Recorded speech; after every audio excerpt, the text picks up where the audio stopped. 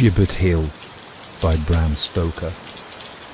When I left the Royal Huts Inn on the top of Hind Head in order to visit the Devil's Punch Bowl and Gibbet Hill, immortalised by Turner in the Liber Studorium, I passed along a wide straight road, the new high road between London and Portsmouth, and shortly came to the edge of the Punch Bowl and feasted my eyes on its beauty.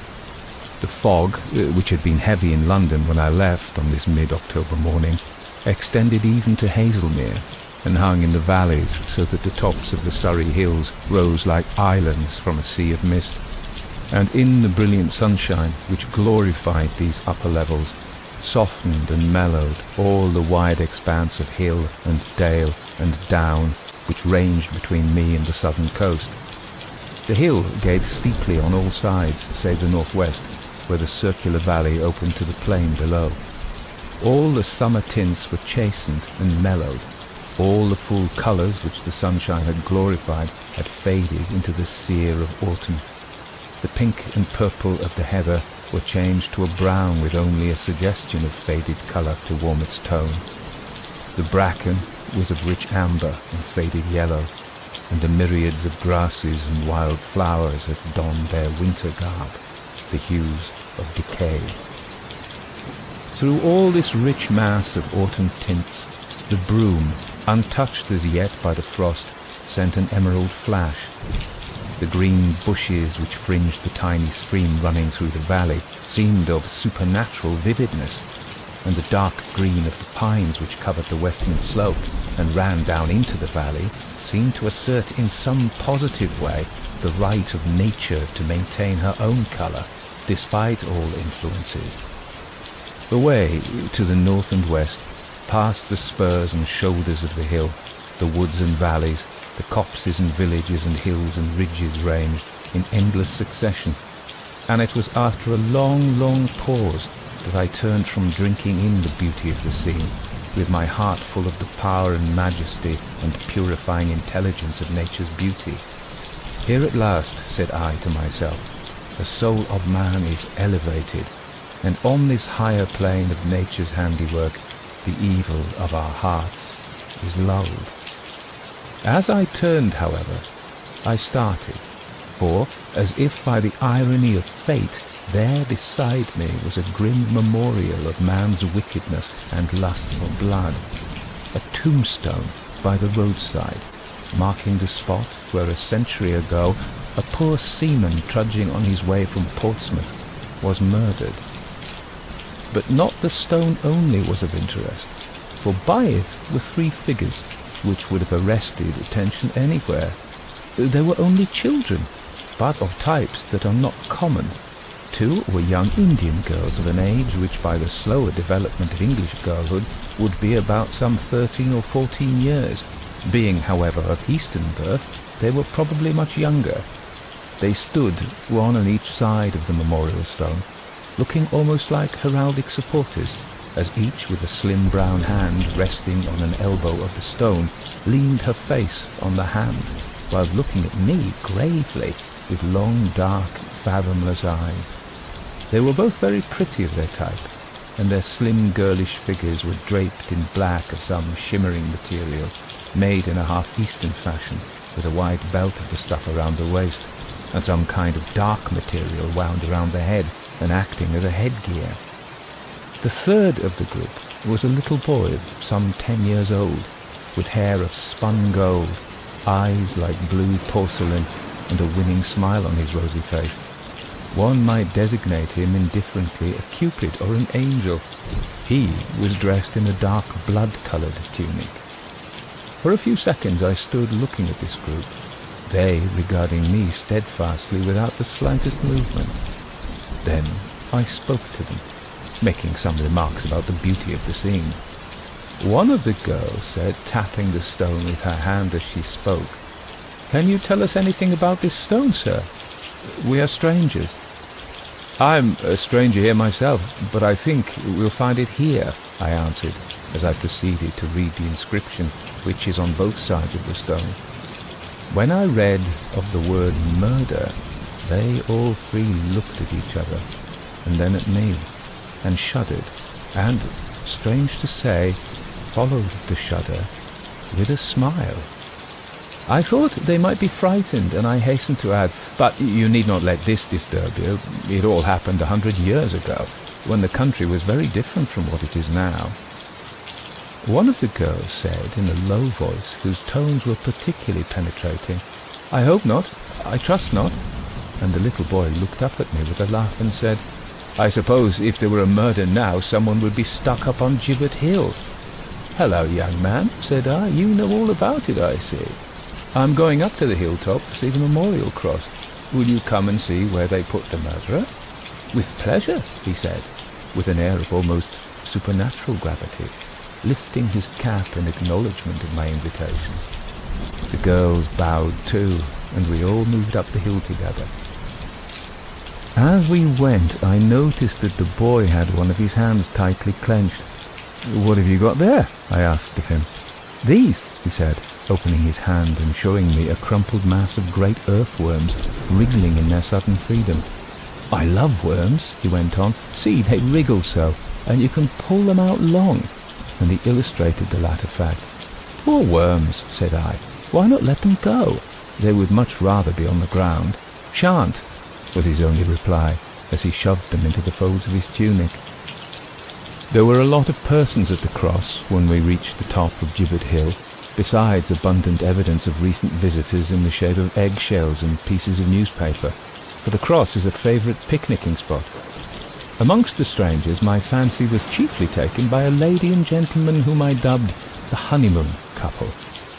I soon became so absorbed by the lovely view which lay stretched before me, a wilderness of rising hilltops with green woods and rich valleys, that I quite forgot my young companions. I went to the edge of the steep hill and sat down looking eastwards, and lost myself in the beauty of the scene. Presently I remembered my young companions and looked around for them, but they had quite disappeared. There was not a sight of them anywhere around.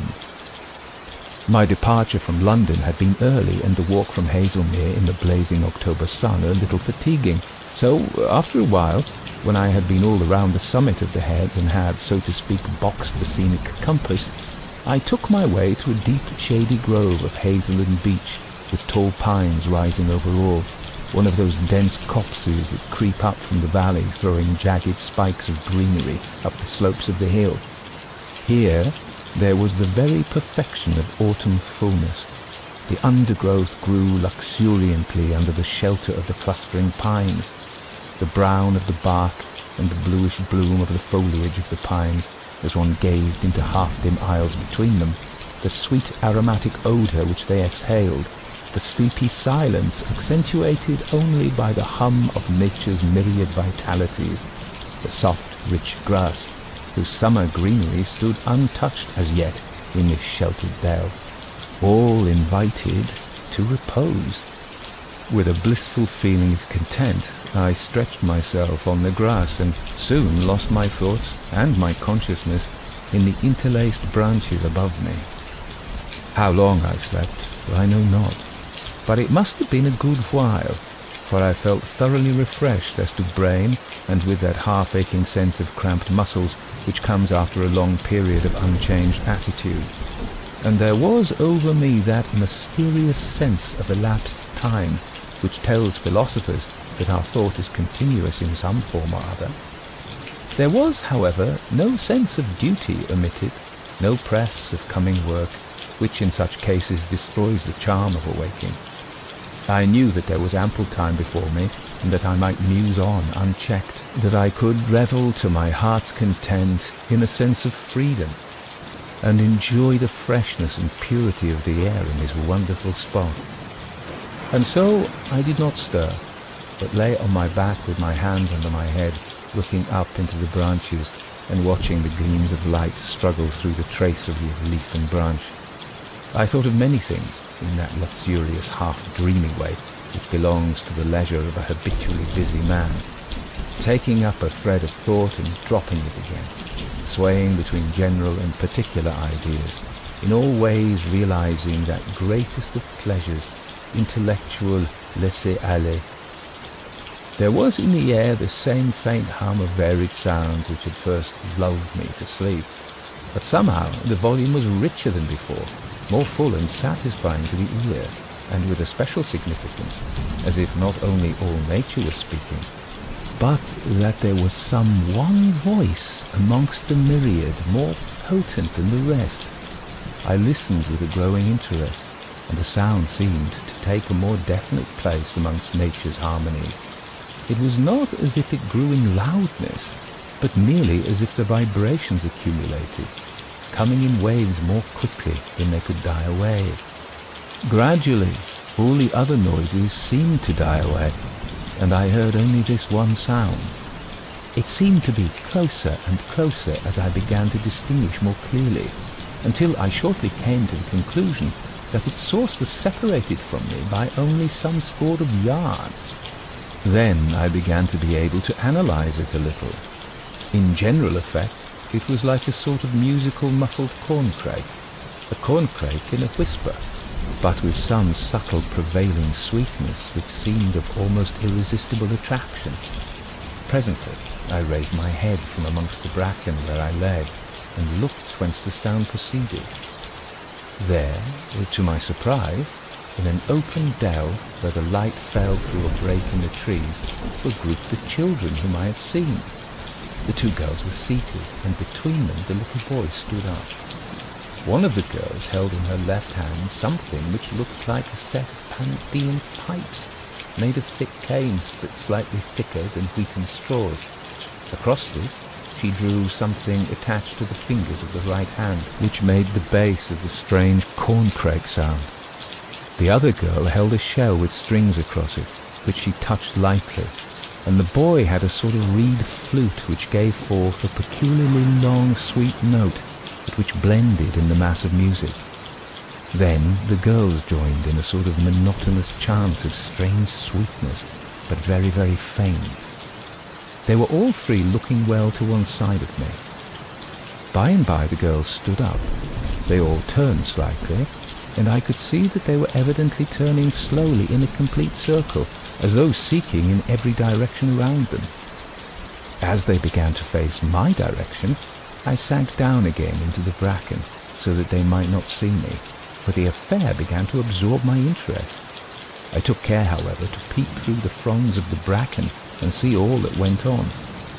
A very short time elapsed before my attention was diverted, and in not the most pleasant of ways. Hearing a stir and rustle among the dead leaves beside me, I looked round, and almost jumped to my feet, for there, close by, and approaching closer, was a large snake of the blindworm species. It came straight towards me, and actually passed over my feet. I did not stir, and it went on, heeding me no more than if I had been a log of wood, and wriggled away towards the group in the sunlit glade. It was evidently attracted by the strange, weird music, and as this was my first actual experience of serpent charming, my interest grew, and I watched the little party more closely than ever. They went on with their music, and the snake approached closer and closer, till, at the feet of the fair-haired child, it stopped, and curling itself into a spiral, raised its head and began to hiss. The boy looked down, and the girls turned their eyes towards him, but the music did not stop for a moment. On the contrary, it grew something quicker.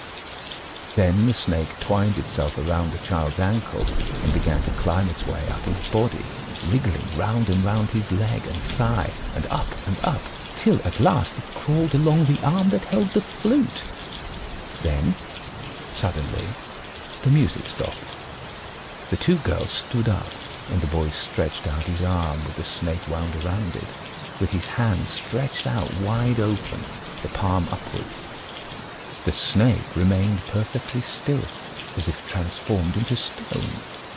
Then the girls took hands and circled slowly around the boy, uttering a low, whispering, mysterious chant, something the same as the earlier one, but this time in decrescendo, as compared with the former crescendo and in a minor key.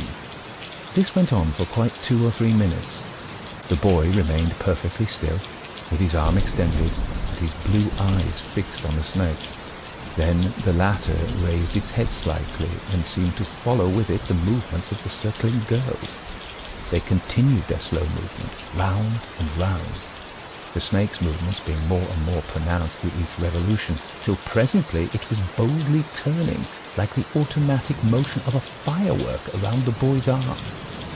Gradually, the motion of the girls got slower, and that of the snake correspondingly less, till presently the girls' movement and the low crooning music, which had never stopped, died away altogether, and the snake hung, a dead mass, as limp as a piece of string, across the boy's hand. The boy never moved, but the girls let go each other's hands, and one of them, who had stopped just in front of the boy, took the snake by head and tail and seemed to gently pull it out straight. When she let it go, it lay across the boy's hand as stiff as a piece of wood. There was something uncanny about this, which recalled to me recollections of a man whom I had once seen in a cataleptic fit, and whose body retained any position into which it was put, no matter how grotesque or how uncomfortable or strange. The snake seemed to be under some similar condition, and with strange curiosity I awaited the next development. The boy continued impassive, his hand still stretched out, and the snake resting across it. The girl stood a little in front of and on either side of him, so that the outstretched hand was midway between them. Then began some questioning between them in a language which I presumed to be some form of Indian, but which I did not understand. Both voices were sweet, with a peculiar penetrating power, but one of them I seemed instinctively to fear, although it was the sweeter and softer of the two. Somehow, and the idea was quite spontaneous, it seemed to suggest murder. From the tones and inflections of the voices I gathered that all utterances were put in the form of questions, a supposition shortly confirmed in a strange way, for the answers were given by the rigid snake.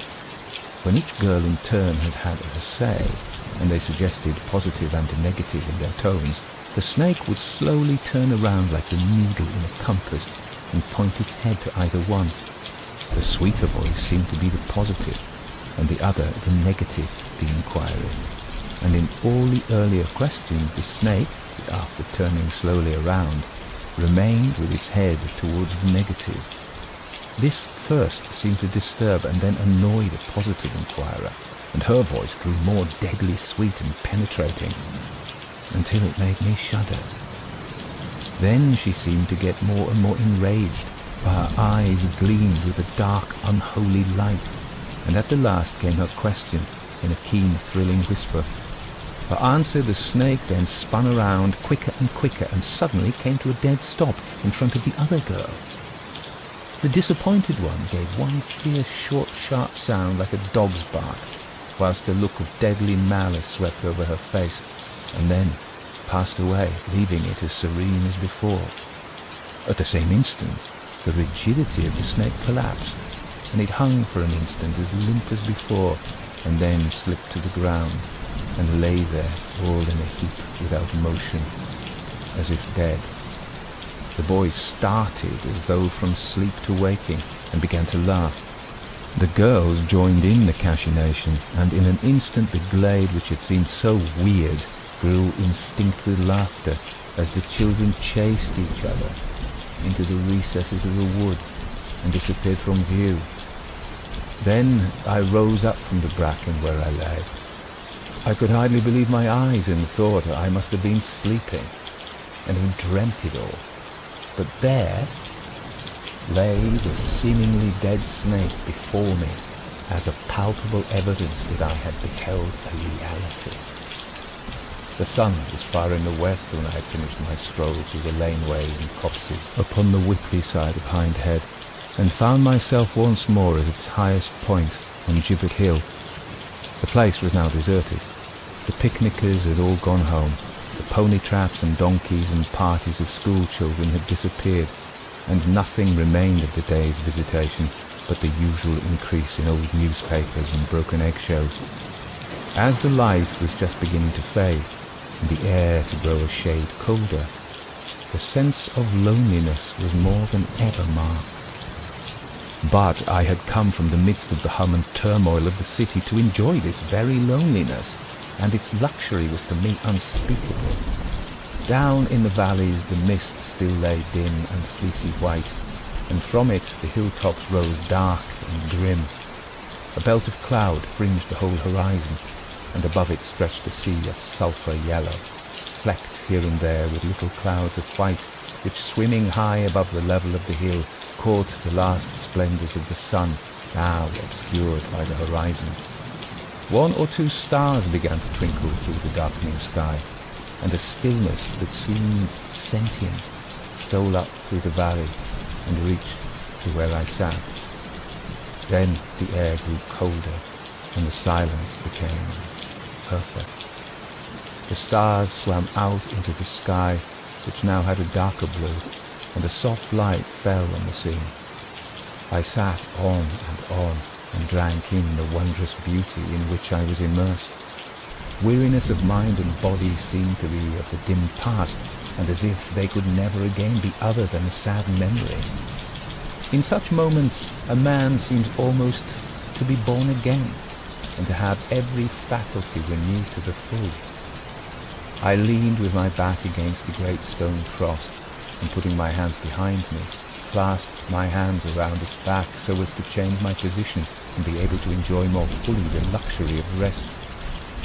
Suddenly, without a word of warning, each hand was grasped from behind and held tight in a pair of hands thin and warm, but so strong that I could make no movement, and at the same time a scarf or shawl of some light, fleecy but thick material was thrown over my head and drawn tightly from behind, holding my head close to the stone.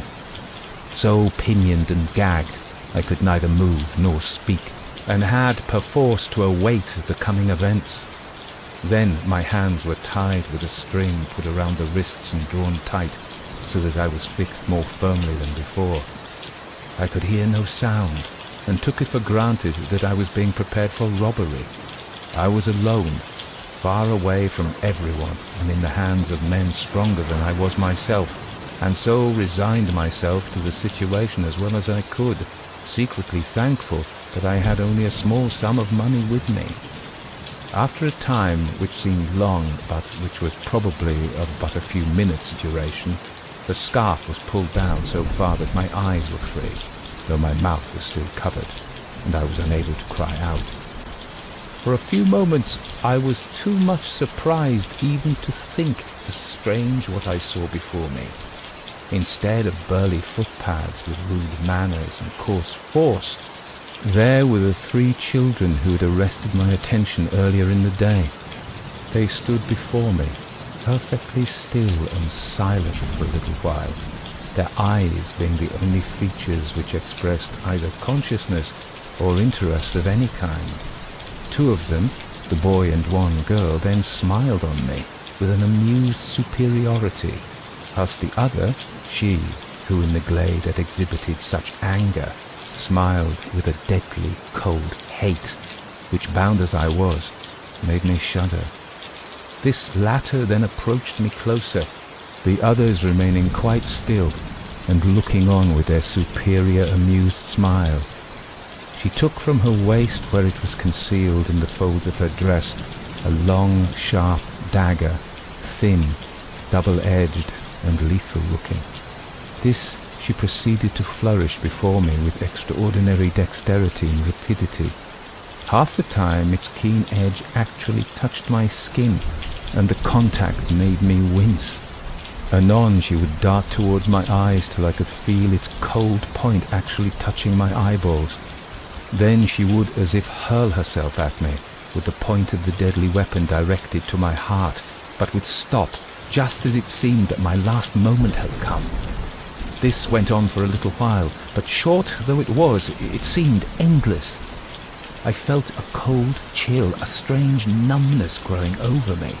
My heart seemed to get cold and weak, colder and colder, weaker and weaker still, till at length my eyes closed. I tried to open them, succeeded, tried again, failed, succeeded, failed, and at length consciousness passed away from me. The last thing I remember seeing with my waking eyes was the gleam of the long knife in the starlight as it moved in the young girl's dexterous play. The last sound I heard was a low laugh from all three of the children. The voice in my ears was dim and distant, but it gradually grew louder, and the spoken words became intelligible. Wake up, man! You'll get your death of cold!" Coldly, the words struck home, for there was at my heart a numbness and a chill as of death. My consciousness struggled back into existence, and I opened my eyes. It was now much brighter, for a great yellow moon had arisen, and the common was flooded with its light. Beside me were two persons whom I at once recognized as the honeymoon couple of earlier in the day. The man was bending over me and was shaking me roughly by the shoulder, whilst the lady stood by looking on anxiously with her hands clasped. "He's not dead, George, is he?" I heard her say. The answer came, "No, thank goodness. He must have fallen asleep. It's a mercy that you had the inspiration to come out and see the moonlight view from here. He might have died of cold. See, the ground's white with the hoarfrost already. Wake up, man! Wake up and come away." My heart," I murmured. "My heart," for it was icy cold. The man looked more serious, and he said to his wife, "Bella, this may be serious. Could you run back to the hotel and send someone if necessary? It may be that his heart's affected." "Certainly, dear. Shall I go at once?" "Wait a minute first." He leant over me again. The past was coming back to me quickly, and I asked him, "Did you see anywhere some children, 2 Indian girls, and a fair-haired boy?" "Yes, hours and hours ago, as they went down the London road on a tricycle. They were laughing, and we thought them the prettiest and happiest children we'd ever seen. But why?" My heart,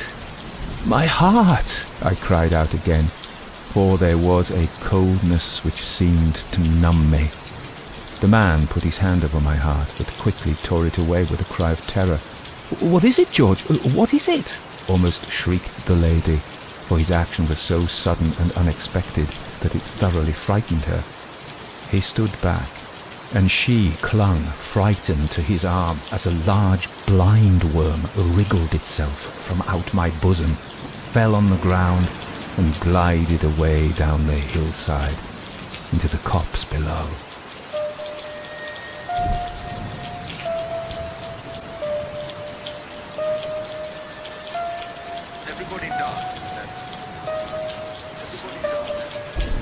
So that was Gibbet Hill by Bram Stoker, published in December 1890.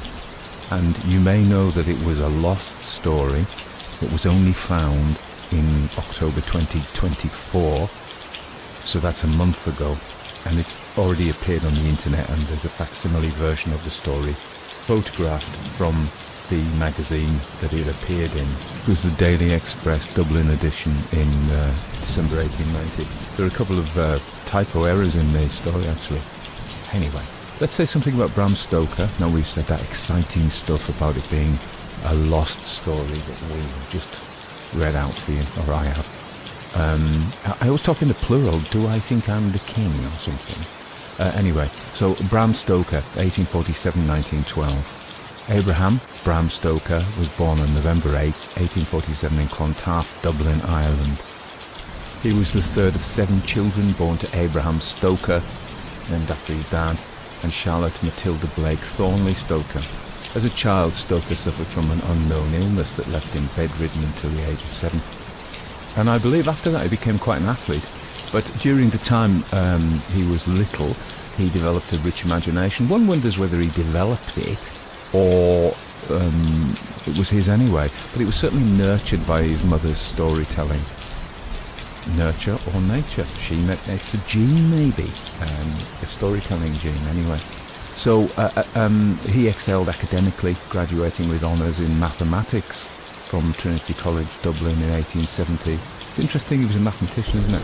He began his professional life as a civil servant in Dublin Castle, a position he held for 10 years. I only say that because we have this idea that people who are like STEM subjects aren't creative, and vice versa. That might not be true. So in 1876 he wrote a favourable review of Henry Irving's performance in Hamlet. So he already had literary interests and used to write theatre reviews. So this led him to a friendship with the actor, and in 1878 Stoker became the acting manager and business manager of Irving's Lyceum Theatre in London, a position he held for 27 years. He married Florence Balcombe in 1878. They had one son, Irving Noel Thornley Stoker, born in 1879. And when he was managing the Lyceum Theatre, he began to write fiction. His first novel, published the same year as this one, The Snake's Pass. Interesting, snakes. However, it was his fifth novel, Dracula, of course, published 1897, that would secure his literary legacy. But despite Dracula being really successful, it wasn't successful at first, and he continued to write, producing such novels as The Lady of the Shroud, 1909, and The Lair of the White Worm, 1911, but he died in 1912. He was only 64. He had poor health, he had financial difficulties. Even though Dracula is so successful, and his cause of death was listed as exhaustion. Careful you don't work too hard. So Gibbet Hill, published in 1819, December, in the Christmas supplement of the Daily Express, Dublin edition, even though it's set in Surrey. And by that time, of course, he was living in the southeast of England, but the story remained largely unknown, and it was rediscovered in an old copy of the paper in October 2024 by Brian Cleary, an amateur researcher at the National Library of Ireland. So, if you think about when it is, this is the same year as his first novel, The Snake's Pass, as we said. Before this, he'd been primarily known for his non-fiction work, The Duties of the Clerks of the Petty Sessions in Ireland, 1879. It's a page-turner, that one. And a collection of children's stories titled Under the Sunset, 1881. Actually, which is a year... No, it's not. My maths is rotten there. So 9 years before, it's almost like he's throwing spaghetti at the wall to see what sticks, and then he comes up with this, I'm going to write horror stories. Yeah, that worked. So let's think about worms and snakes. So it struck me as I was reading through this, it's vermin in general, really, isn't it? Because, I mean, snakes, worms, but at the judge's house, which we've done, full of rats, And if we think of Dracula, there's lots of... Dracula has control over vermin, bats and rats. Wolves, of course. But, so, in Gibbet Hill, worms and the snake are really important. It's hard to say, you look at it, what is this story about? We can take it at face value, like if your mate told you this had happened to him. I was all out walking on Gibbet Hill, and I met these three kids, and you'll never believe what happened next. Maybe. But what is it? What is the theme of it? What's it about? Because, I mean, if you went and pitched this story to a Hollywood producer, they'd want to know what your theme was. And it's hard to say, what does the story mean? Anyway, I think it's one of those, that's risen up from the unconscious. I think that, I'm a big fan of this idea. But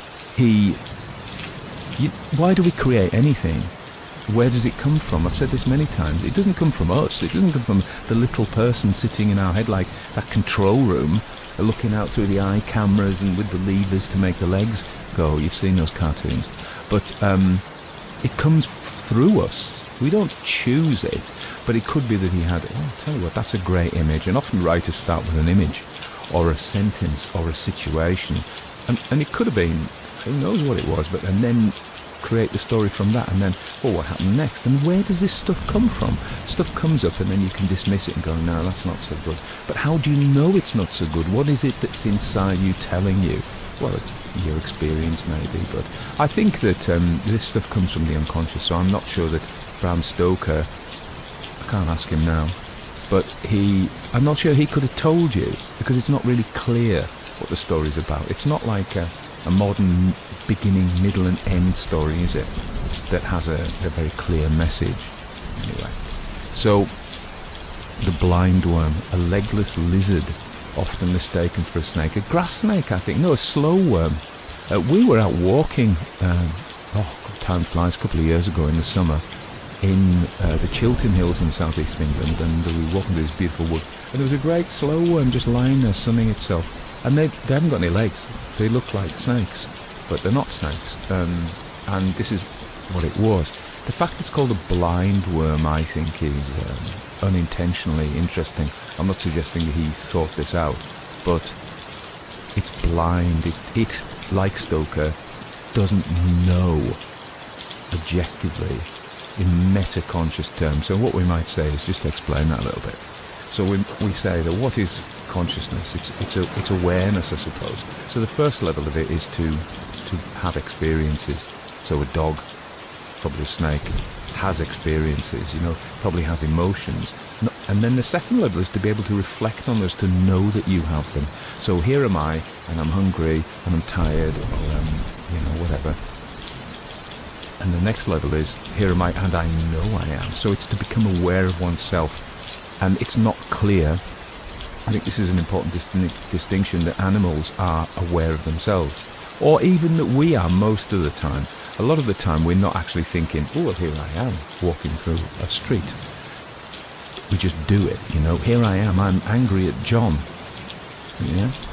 You don't necessarily think that you're angry, you just are angry. Okay, so I think that the blind worm is something to do with that, and I'll probably come to that in the end. So, serpentine imagery. Snakes Pass, 1890, and interestingly, my notes say in Ophidian imagery, that means snakes, intertwining with Irish folklore and romantic narrative in the Snakes Pass. So the symbolic potential of snakes, their biblical connotations of temptation and evil, as well as their associations with wisdom in certain mythologies. So snakes are important. They're also a symbol of reincarnation in that they ought to be reborn, either symbolically or, I was going to say literally, do I mean that? Because they live again, don't they? They shed their snakes and they emerge anew. Later on, as we think about Dracula is not actually a snake, but some of these characteristics, like this fabled thing that a snake, like a cobra, can do, is to mesmerize you. This happens. The snake itself is the victim of being mesmerized, but snakes are agents of mesmerism, aren't they? Very often they can put their prey reputedly into a trance. I don't know if they can or they can't. I have to look it up and I haven't got the time. You can. So the Count Dracula can do this. Worms and worm-like creatures. Jewel of the Seven Stars, 1903. A conflation of worm and snake imagery, associating these creatures with ancient Egyptian magic and the concept of resurrection. This connection between worms, death, and the possibility of return from the grave recurs in various forms throughout Stoker. That's his brother. Stoker's work, suggesting a preoccupation with the liminal space between life and death. Of course, Dracula. The apotheosis, it's a good one, isn't it? It means the top of Stoker's serpentine fixation comes in his... I'm going to need to get my teeth resorted. His final novel, The Lair of the White Worm, 1911, numbered just before he died. Here, Stoker fully embraces the horror potential of worm imagery, creating a monstrous entity that bridges the gap between human and beast. The white worm of the title is a grotesque, primordial creature embodying fears of degeneration and atavism that were prevalent in late Victorian era Edwardian society. Yeah. But I think it's deeper than that. The other big feature of this story that struck me was weird children. Gibbet Hill comes out 1890. As I was reading it, I'm thinking, Arthur Machen could have written this. Arthur Machen, the Welsh writer, lived in London. His particularly things like the Hill of Dreams, but also the White People, Great God Pan. They're set in this idyllic countryside, lush, but kind of weird countryside in that it's a bit trackless. It's a bit like it goes on forever. It's not particularly pinned down, whereas this is pinned down. Stoker's very precise about the geographical locations of Wickley, the Wickley side of Hindhead, in Gibbet Hill. It's a real place. There's the Barn restaurant there. It's got really good reviews. I was just Googling it before. So if you're ever in Gibbet Hill, and I'm likely to be in Surrey again. Sheila's going in a couple of weeks. to Ockham in Surrey. That's the guy with the razor who came from there. Let's not get onto that tangent. So Mackenzilla Dreams was 1907. The White People was 1904. So these are 14 years. But Great God Pan was 1894, just 4 years after that. So, and if you read The Shining Pyramid, if you read that there are weird children in the White People, the nurse's tale, and the girl, and she goes wandering and comes across the fairy folk, and they're not even nice fairies, they're just weird presences in the British countryside, and I think we've got that here. So there is a weirdness in that. The other similarity that jumped into my mind was M.R. James's story, Lost Hearts, which was again 5 years after Gibbet Hill. So the most, M.R. James talked about it many times, the most accomplished author of ghost stories of his generation. A generation older, the next generation from Stoker.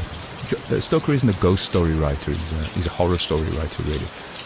But what we see is, in all these three authors, and it must represent some kind of zeitgeist of the of the 1890s, which of course was fin de siècle, it was all decadent.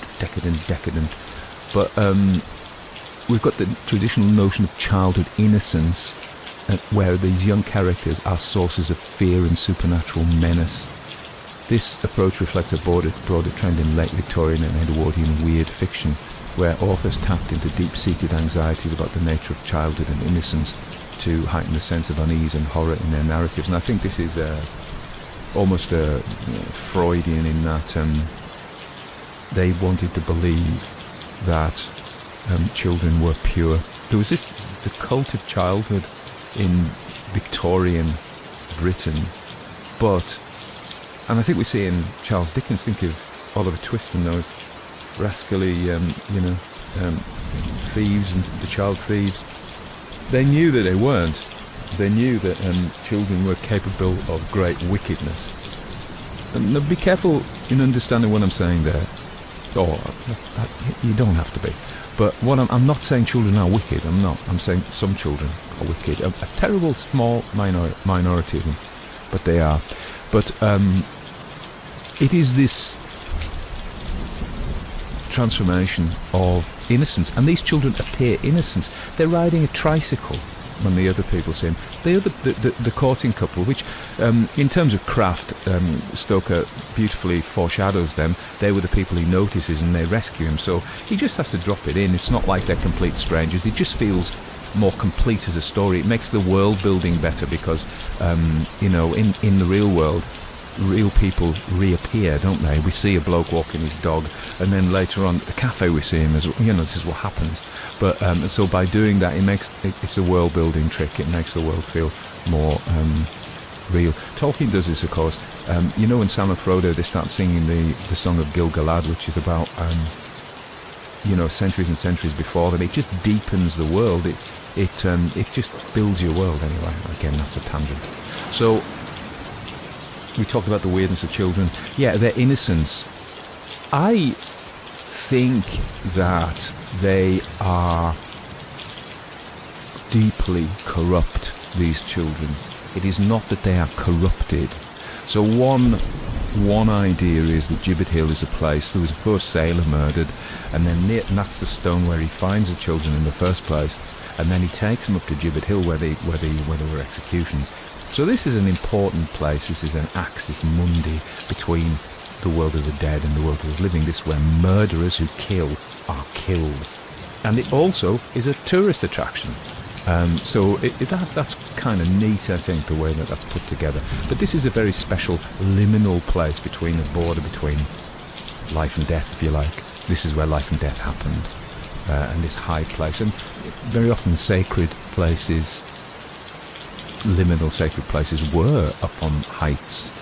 And this is we're told how it commands the view of the surrounding countryside, which is lush but mysterious in the autumn as the year is coming to its close. But my point is that these children are not corrupted by the place. They are strangers. They are seeking its power out. It's like evil magicians coming to a place of power that they can use in their own rituals. That sounds like something from the Dennis Wheatley novel. But yeah, I think that's what's happening. These children are not... What are they? Are they nice? They laugh. I was saying that the courting couple or the newly married couple, they think they're wonderful, these kids. They're so pretty. They're on the tricycle. They've just done this to him and they're laughing. They are amoral, almost satanic, really. You know, if we understand that as entities which pursue wickedness and evil with a sense of delight in doing so. It's just not what children are supposed to be. They're psychopathic, aren't they? They're like serial killers who enjoy it and laugh and don't feel any morality. They are immoral, they're amoral. And that is perhaps because they're children, because we sometimes feel that children don't have a sense of right or wrong, or that's another debate. Are you born with a sense of right or wrong, or is it a social construct? But we think that children might not have a fully developed, and we see it with the way they hit. They go to nursery and they whack the other kids, and we're like, no, you mustn't do that. That's my daughter was an early years teacher. She used to say things like, we need to make kinder choices. That is, don't punch your little neighbour right in the face. Also, so the children are really, really interesting, the weird children. They are corrupt and corrupting. So there are 3 of them, 2 Indian girls and a Northern European blonde-haired boy. What a strange trio. Of the 2 Indian girls, one of them is nicer than the other. The other one is malevolent, wicked, full of hate, and has a knife. And she is the great ritual. She is the active ritualist. They're making these, again, very Arthur Machen, weird ritual with the snake.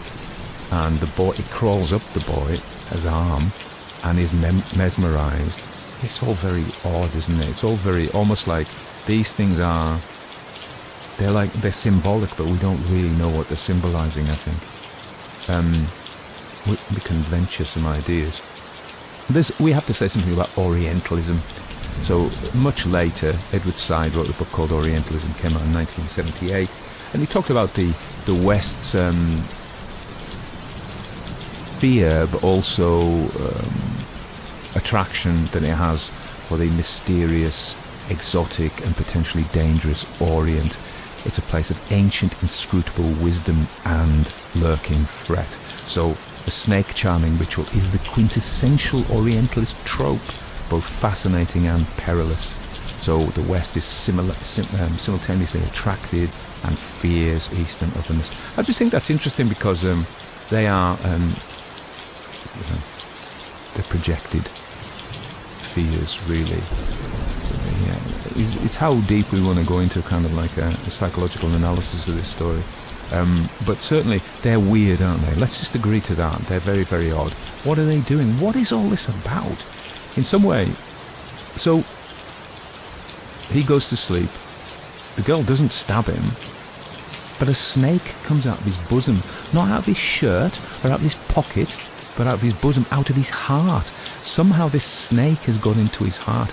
It is really hard to explain this story without reaching for a depth psychological analysis.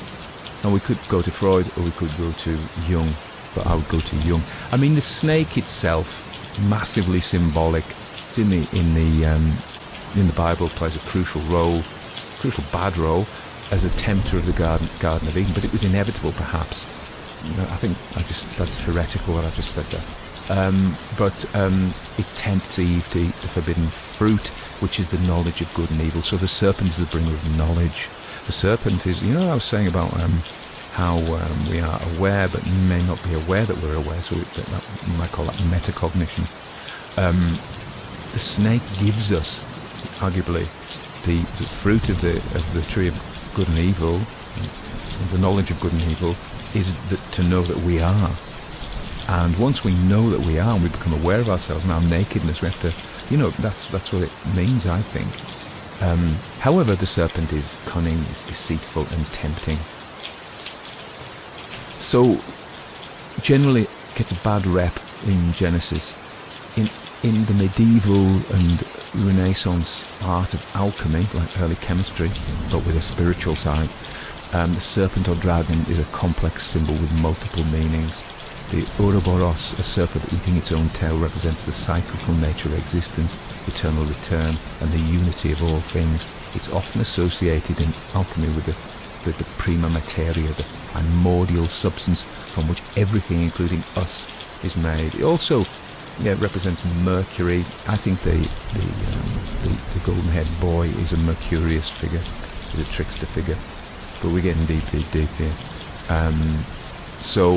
And then of course there's the caduceus, which is the symbol you see on ambulances and the pharmacist shop, often mistakenly used as a symbol of medicine.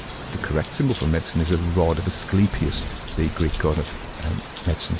But the caduceus features two serpents entwined around a winged staff. This symbol originates from Greek mythology, associated with Hermes, who is Mercury, the messenger of the gods. So again we have the golden-haired boy, who I see as a mercurial figure, who has two facets. He joins the two girls, which is very symbolic. And many of you are going to be sitting there going, "Look, you've lost me, mate. Just shut up." So fair enough. So all I'm saying is, on the surface, it's really hard. You can either just read it as a story of a bloke who goes wandering and has a very strange encounter, and somehow a snake is put in his heart. End of. Horror story. We believe all sorts of things in horror and ghost stories, don't we? That we don't. Most of us don't have supernatural experiences all the time. But yet, in a story like in a horror story, a ghost story, we accept them. Oh yeah, fine. So maybe just leave it at that. That's all it is. But if we want to try and understand it, I think it's and I just don't have the space and time to go through a full exploration, because the issue is, what Jung would have said was, if you simply see these things, these products of the unconscious, which may come in dreams but may come in stories and art as well, as a puzzle to be solved, a cipher. This represents this represents this. You lose something. I said it once before about the T.S. Eliot quote about when you interpret a poem, the meaning that you extract from the poem is like, as Eliot said, the meat the burglar throws to the dog while he's burgling the house. It's a peripheral side effect. The real life of a piece of art, dream, is holding it and keep letting it live. And so it is worth kind of trying to increase our knowledge by looking at the symbolism, and that gives us, casts some light onto the story. But we mustn't simply see the story as a puzzle to be solved, because then it's like, and I say this, I live in the Lake District, so here's, or in Cumbria anyway, here's the mountains, and here's the streams, and here's the trees, and here's a map of them. We've got a massively detailed map, and we then mistake the map for the real thing. We go, this map is the Lake District. No, it isn't. This is it. Our experience is it. So our experience of the story and it living in us is what the story is. Now, when we kind of interpret it, that's the map of the story. It's not a bad thing to do, but don't mistake the map for the territory. I'm quoting there. Alfred Korzybski, the Polish semiologist. I don't know if that's his proper job title, but anyway, yeah. So I think it's useful to understand or to explore the symbolism to increase our understanding, but at the end of the day, we must recognise that the real work of the story is its effect on us and how it lives in us and what it means to us. Anyway, so I've got a bit deep there. I mean, I think I would fit in. There used to be a thing in private I call Pseuds Corner. My stepdad used to like the idea of Pseuds. Pseuds are kind of pretentious, pseudo-intellectual people. Either not intellectual, they just pretend to be for the sake of effect. That's what I've said might sound like that. But I would just like to suggest that some things are worth struggling for to kind of get a better understanding. And I'm not contradicting myself, because we still have to have the story live with us. I'm going to tell you a little anecdote and I'm going to finish, because I've probably bored you long enough. But many years ago, I worked in a town called Welshpool in Montgomeryshire, and I worked for the campaign for the protection of rural Wales, and I was the branches. I think I was called the deputy director. There was only a few of us there. Anyway, I would drive around Wales to the different branches in different counties, so Anglesey and Pembrokeshire and Monmouthshire and Gwynedd and, everywhere. Ceredigion, everywhere. And I would be driving back late at night. This has got nothing to do with this point. We had the building we were in. A lot of people involved in things like the campaign for the protection of rural Wales and the campaign for the preservation of rural England, CPRE, are kind of landowners. They're quite wealthy. There's nothing wrong with that. And so they gifted, nobody likes that word, they gave us this house to have as our office. It was this Tudor building, it was an ancient old building. Anyway, part of it was an art gallery, and I can't remember her name now, but I always got on with her. And I went in, and that was downstairs, we were upstairs, and I was having a crack with her one day, as we said, having a chat, and she was talking about this French painter, and I was in my Philistine days, and I was like, and she was talking, he had a piece about how before he painted, he lived with the object, and I was from Workington, so I had that kind of anti-Sued attitude. We're playing folk, none of this nonsense, and not from Yorkshire, we don't really talk like that. So, and I made fun of this in front of her, and she shot me down, and I felt like I went away with my tail between my legs, because I was just being a churl, and I don't know if that's subsequently has made me more open to potentially deeper understandings of art and literature, but maybe it did. But I was thoroughly ashamed of myself after that, because she was bang on right. I couldn't even. She never spoke to me again after that, never, because I revealed myself as a total Philistine. Anyway, take it as you want, a creepy story, or something that has quite a lot of symbolic depth to it, and that is all I have to say.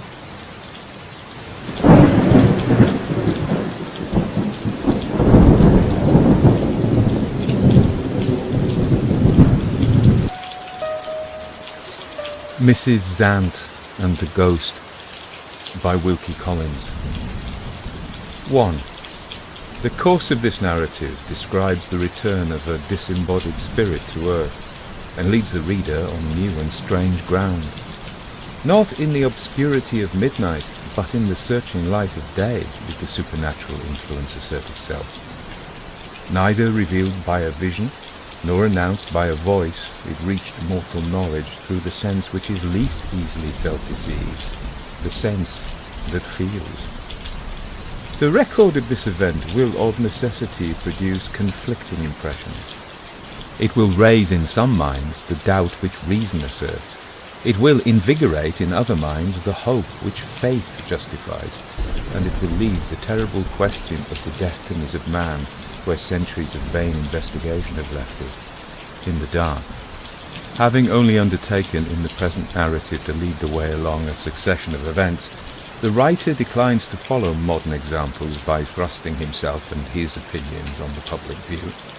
He returns to the shadow from which he has emerged, and leaves the opposing forces of incredulity and belief to fight the old battle over again, on the old ground. 2. The events happened soon after the first 30 years of the present century had come to an end. On a fine morning, early in the month of April, a gentleman of middle age named Rayburn took his little daughter Lucy out for a walk in the woodland pleasure ground of western London called Kensington Gardens. The few friends whom he possessed reported of Mr. Rayburn, not unkindly, that he was a reserved and solitary man. He might have been more accurately described as a widower devoted to his only surviving child. Although he was not more than 40 years of age, The one pleasure which made life enjoyable to Lucy's father was offered by Lucy herself. Playing with her ball, the child ran on to the southern limit of the gardens, at that part of it which still remains nearest to the old Palace of Kensington. Observing close at hand one of these spacious covered seats called in England alcoves, Mr. Raeburn was reminded that he had the morning's newspaper in his pocket, and that he might do so well as to rest and read. At that early hour the place was a solitude. "Go on playing, my dear," he said, "but take care to keep where I can see you." Lucy tossed up her ball, and Lucy's father opened his newspaper. He had not been reading for more than 10 minutes when he felt a familiar little hand laid on his knee. "Tired of playing?" he inquired, with his eyes still on the newspaper. "I'm frightened, Papa." He looked up directly. The child's pale face startled him. He took her on his knee and kissed her. "You oughtn't to be frightened, Lucy, when I'm with you," he said gently. "What is it?" He looked out of the alcove as he spoke and saw a little dog among the trees. "Is it the dog?" he asked. Lucy answered, "It's not the dog, it's the lady." The lady was not visible from the alcove. "Has she said anything to you?" Mr. Raeburn inquired. "No." "What has she done to frighten you?" The child put her arms round her father's neck. "Whisper, Papa," she said. "I'm afraid of her hearing us. I think she's mad." "Why do you think so, Lucy?" "She came near to me. I thought she was going to say something. She seemed to be ill." "Well, and what then?" "She looked at me." There Lucy found herself at a loss how to express what she had to say next, and took refuge in silence. "Nothing very wonderful so far," her father suggested. "Yes, Papa, but she didn't seem to see me when she looked." "Well, and what happened then?" "The lady was frightened, and that frightened me, I think," the child repeated positively. "She's mad." It occurred to Mr. Raeburn that the lady might be blind. He rose at once to set the doubt at rest. "Wait here," he said, "and I'll come back to you." But Lucy clung to him with both hands. Lucy declared that she was afraid to be by herself. They left the alcove together. The new point of view at once revealed the stranger leaning against the trunk of a tree. She was dressed in the deep mourning of a widow. The pallor of her face, the glassy stare in her eyes, more than accounted for the child's terror. It excused the alarming conclusion at which she had arrived. "Go nearer to her," Lucy whispered. They advanced a few steps. It was now easy to see that the lady was young and wasted by illness, but, arriving at a doubtful conclusion perhaps under present circumstances, apparently possessed of rare personal attractions in happier days. As the father and daughter advanced a little, she discovered them. After some hesitation, she left the tree, approached with an evident intention of speaking, and suddenly paused. A change to astonishment and fear animated her vacant eyes. If it had not been plain before, it was now beyond all doubt that she was not a poor blind creature, deserted and helpless. At the same time, the expression of her face was not easy to understand. She could hardly have looked more amazed and bewildered if the two strangers who were observing her had suddenly vanished from the place in which they stood. Mr. Raeburn spoke to her with the utmost kindness of voice and manner. "I'm afraid you're not well," he said. "Is there anything that I can do?" The next words were suspended on his lips. It was impossible to realize such a state of things, but the strange impression that she had already produced on him was now confirmed. If he could believe his senses, her face did certainly tell him that he was invisible and inaudible to the woman whom he had just addressed. She moved slowly away with a heavy sigh, like a person disappointed and distressed. Following her with his eyes, he saw the dog once more, a little smooth-coated terrier of the ordinary English breed. The dog showed none of the restless activity of his race. With his head down and his tail depressed, he crouched like a creature paralyzed by fear. His mistress roused him by a call. He followed her listlessly as she turned away. After walking a few paces only, she suddenly stood still. Mr. Raeburn heard her talking to herself. "Did I feel it again?" she said, as if perplexed by some doubt that awed or grieved her. After a while, her arms rose slowly and opened with a gentle caressing action. an embrace strangely offered to the empty air. No, she said to herself sadly after waiting a moment. More perhaps when tomorrow comes. More today. She looked up at the clear blue sky, the beautiful sunlight, the merciful sunlight, she murmured.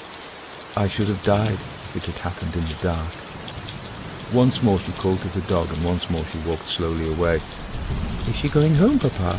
The child asked. We will try and find out, the father answered. He was by this time convinced that the poor creature was in no condition to be permitted to go out without someone to take care of her. From motives of humanity, he was resolved on making the attempt to communicate with her friends. 3. The lady left the gardens by the nearest gate, stopping to lower her veil before she turned into the busy thoroughfare which leads to Kensington. Advancing a little way along the High Street, she entered a house of respectable appearance, with a card in one of the windows, which announced that apartments were to let. Mr. Raeburn waited a minute, then knocked at the door, and asked if he could see the mistress of the house. The servant showed him into a room on the ground floor, neatly but scantily furnished. One little white object varied the grim-brown monotony of the empty table. It was a visiting card. With a child's unceremonious curiosity, Lucy pounced on the card and spelt the name, letter by letter. Z-A-N-T, she repeated. What does that mean? Her father looked at the card as he took it away from her and put it back on the table. The name was printed and the address was added in pencil. Mr. John Zant, Purley's Hotel. The mistress made her appearance. Mr. Raeburn heartily wished himself out of the house again the moment he saw her. The ways in which it is possible to cultivate the social virtues are more numerous and more varied than is generally supposed. This lady's way had apparently accustomed her to meet her fellow creatures on the hard ground of justice without mercy. Something in her eyes, when she looked at Lucy, said, I wonder whether that child gets punished when she deserves it. Do you wish to see the rooms which I have to let? She began. Mr. Raeburn at once stated the object of his visit, as clearly, as civilly, and as concisely as a man could do it. He was conscious, he added, that he had been guilty perhaps of an act of intrusion. The manner of the mistress of the house showed that she entirely agreed with him. He suggested, however, that his motive might excuse him. The mistress's manner changed and asserted a difference of opinion.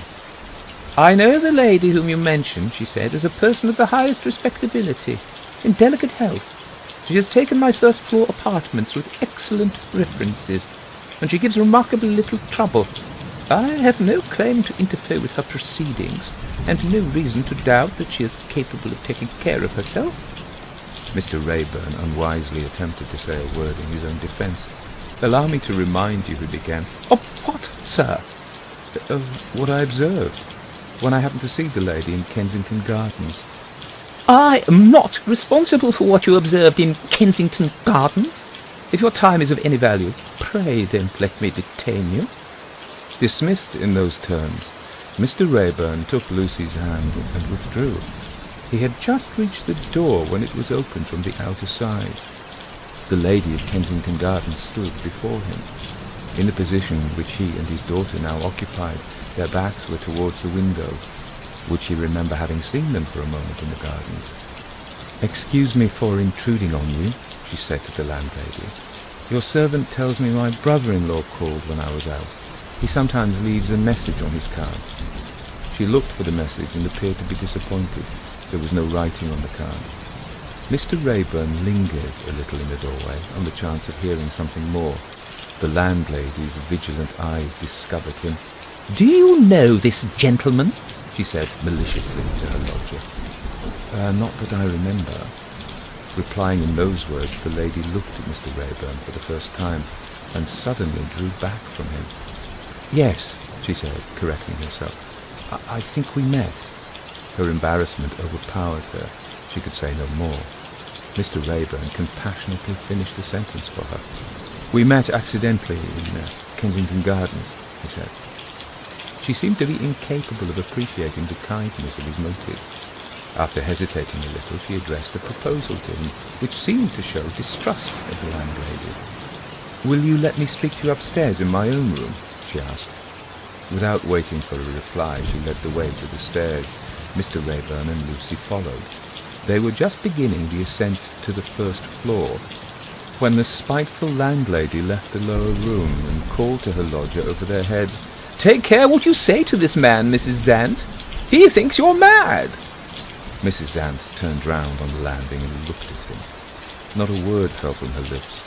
She suffered, she feared, in silence. Something in the sad submission of her face touched the springs of innocent pity in Lucy's heart. The child burst out crying.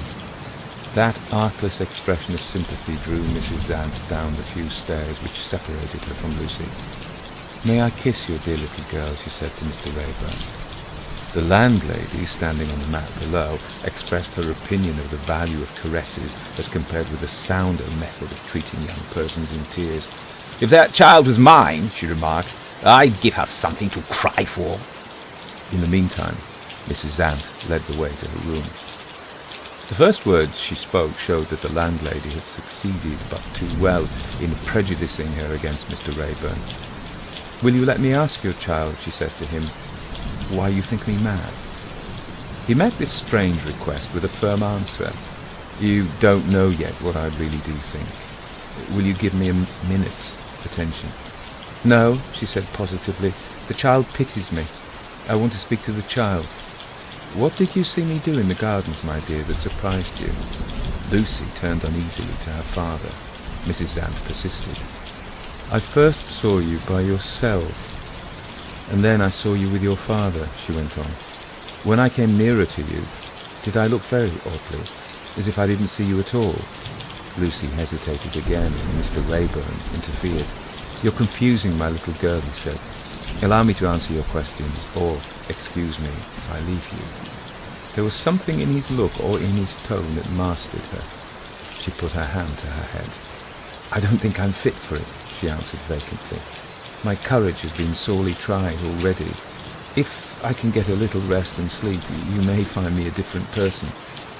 I'm left a great deal by myself, and I have reasons for trying to compose my mind. Can I see you tomorrow, or write to you? Where do you live?" Mr. Rayburn laid his card on the table in silence. She had strongly excited his interest. He honestly desired to be of some service to this forlorn creature, abandoned so cruelly as it seemed to her own guidance. But he had no authority to exercise, no sort of claim to direct her actions, even if she consented to accept his advice. As a last resource, he ventured on an allusion to the relative of whom she had spoken downstairs. "When do you expect to see your brother-in-law again?" he said. "I don't know," she answered. "I should like to see him. He's so kind to me." She turned aside to take leave of Lucy. "Goodbye, my little friend. If you live to grow up, I hope you'll never be such a miserable woman as I am." She suddenly looked round at Mr. Rayburn. "Have you got a wife at home?" she asked. "My wife is dead, and you have a child to comfort you. Please leave me. You harden my heart." "Oh, sir, don't you understand? You make me envy you." Mr. Rayburn was silent when he and his daughter were out in the street again. Lucy, as became a dutiful child, was silent too. But there are limits to human endurance, and Lucy's capacity for self-control gave way at last. "Are you thinking of the lady, Papa?" she said. He only answered by nodding his head. His daughter had interrupted him at that critical moment in a man's reflections when he is on the point of making up his mind. Before they were home again, Mr. Rayburn had arrived at a decision. Mr. Zant's brother-in-law was evidently ignorant of any serious necessity for his interference, or he would have made arrangements for immediately repeating his visit. In this state of things, if any evil happened to Mrs. Zant, silence on Mr. Rayburn's part might indirectly be to blame for a serious misfortune. Arriving at that conclusion, he decided upon running the risk of being rudely received for the second time by another stranger. Leaving Lucy under the care of her governess, he went at once to the address that had been written on the visiting card left at the lodging-house, and sent in his name. A courteous message was returned. Mr. John Zant was at home and would be happy to see him. 4. Mr. Rayburn was shown into one of the private sitting rooms of the hotel.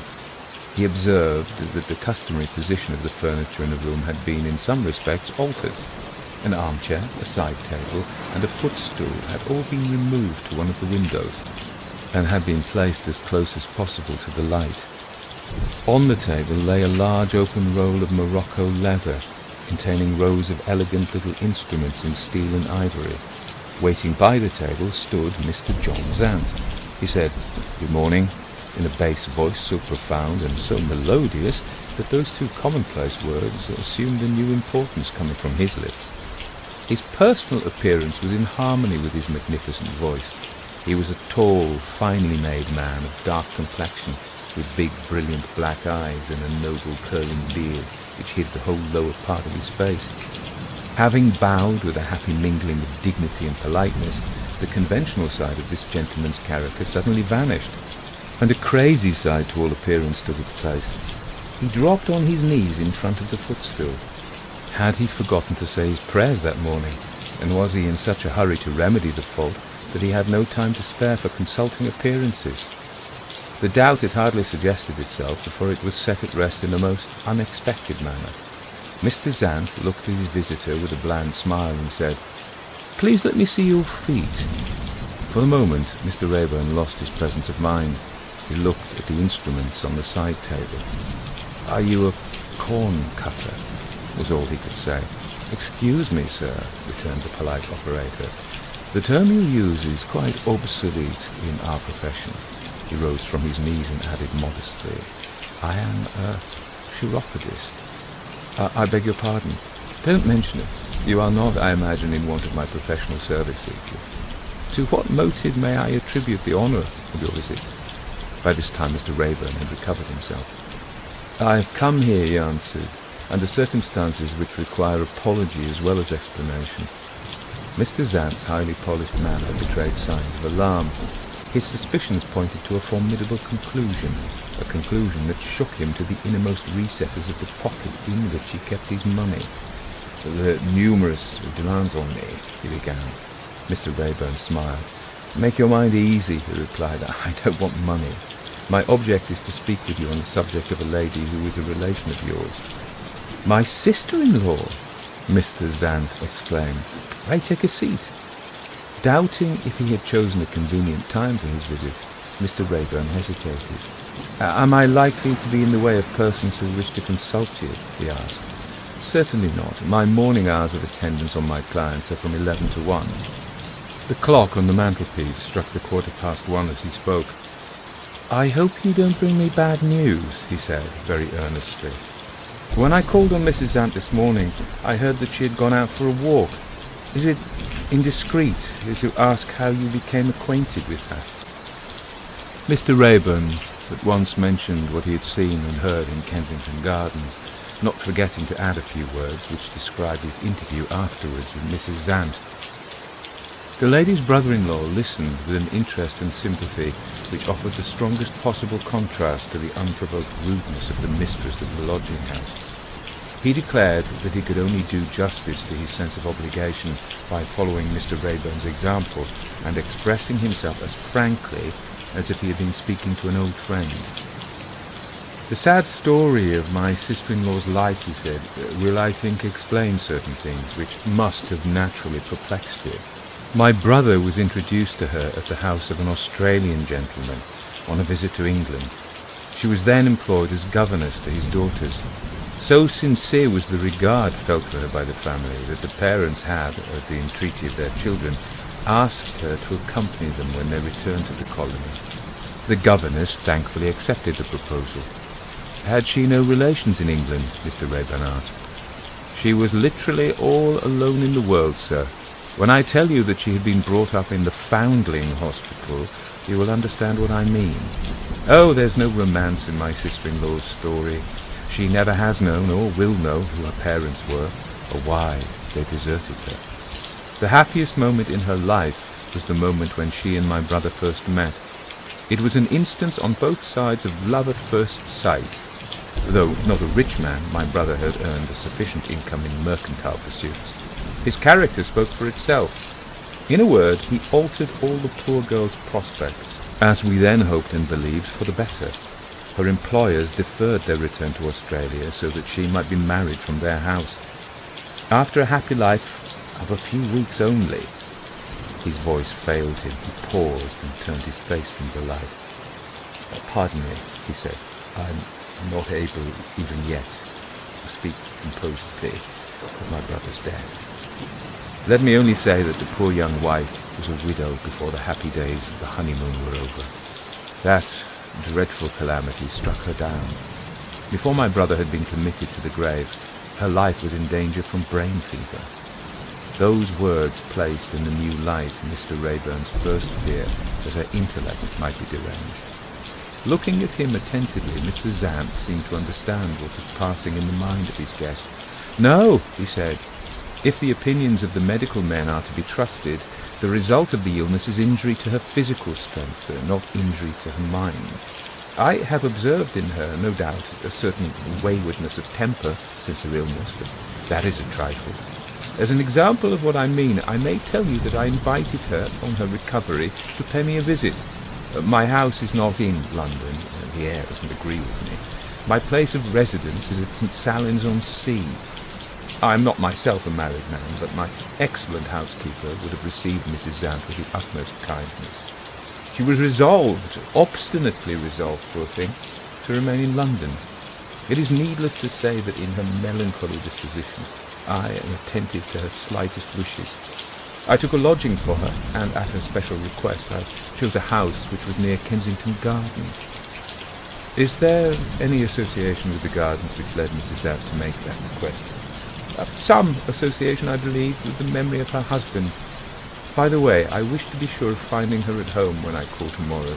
Did you say, in the course of your interesting statement, that she intended, as you suppose, to return to Kensington Gardens tomorrow, or has my memory deceived me? Your memory is perfectly accurate. Thank you. I confess I am not only distressed by what you have told me of Mrs. Zant, I am at a loss to know how to act for the best. My only idea at present is to try change of air and scene. What do you think yourself? I think you're right. Mr. Zant still hesitated. It would not be easy for me just now, he said, to leave my patients and take her abroad. The obvious reply to this occurred to Mr. Rayburn. A man of larger worldly experience might have felt certain suspicions and might have remained silent. Mr. Rayburn spoke. "Why not renew your invitation and take her to your house at the seaside?" he said. In the perplexed state of Mr. Zant's mind, this plain course of action had apparently failed to present itself. His gloomy face brightened directly. "The very thing," he said. "I'll certainly take your advice. If the air of St. Salins does nothing else, it will improve her health and help her to recover her good looks. Did she strike you as having been, in happier times, a pretty woman?" This was a strangely familiar question to ask, almost an indelicate question under the circumstances. A certain furtive expression in Mr. Zant's fine eyes seemed to imply that he had been put with a purpose. Was it possible that he suspected Mr. Rayburn's interest in his sister-in-law to be inspired by any motive which was not perfectly unselfish and perfectly pure? To arrive at such a conclusion as this might be to judge hastily and cruelly of a man who was perhaps only guilty of a want of delicacy of feeling. Mr. Rayburn honestly did his best to assume the charitable point of view. At the same time, it is not to be denied that his words when he answered were carefully guarded, and that he rose to take his leave. Mr. John Zant hospitably protested. "Why in such a hurry? Must you really go? I shall have the honour of returning your visit tomorrow, when I have made arrangements to profit by that excellent suggestion of yours. Goodbye. God bless you." He held out his hand, a hand with a smooth surface and a tawny colour, and fervently squeezed the fingers of a departing friend. "Is that man a scoundrel?" was Mr. Rayburn's first thought, after he had left the hotel. His moral sense set all hesitation at rest, and answered, "You're a fool if you doubt it." 5. Disturbed by presentiments, Mr. Rayburn returned to his house on foot, by way of trying what exercise would do towards composing his mind. The experiment failed. He went upstairs and played with Lucy. He drank an extra glass of wine at dinner. He took the child and her governess to a circus in the evening. He ate a little supper, fortified by another glass of wine before he went to bed. And still those vague forebodings of evil persisted in torturing him. Looking back through his past life, he asked himself if any woman, his late wife of course excepted, had ever taken the predominant place in his thoughts which Mrs. Zant had assumed, without any discernible reason to account for it. If he had ventured to answer his own question, the reply would have been never. All the next day he waited at home in expectation of Mr. John Zant's promised visit, and waited in vain. Towards evening the parlour-maid appeared at the family tea-table and presented to her master an unusually large envelope sealed with black wax and addressed in a strange handwriting. The absence of a stamp and postmark showed that it had been left at the house by a messenger. "Who brought this?" Mr. Rayburn asked. "A lady, sir, in deep mourning." "Did she leave any message?" "No, sir." Having drawn the inevitable conclusion, Mr. Rayburn shut himself up in his library. He was afraid of Lucy's curiosity and Lucy's questions if he read Mrs. Zant's letter in his daughter's presence. Looking at the open envelope after he had taken out the leaves of writing which it contained, he noticed these lines traced inside the cover.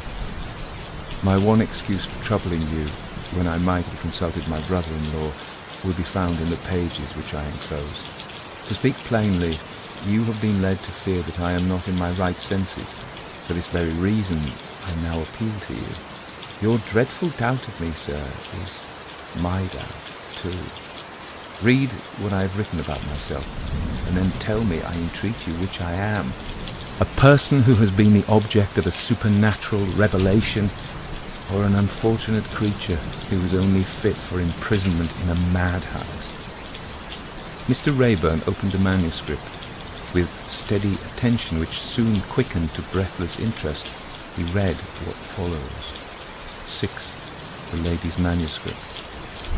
"Yesterday morning the sun shone in a clear blue sky, after a succession of cloudy days, counting from the first day of the month.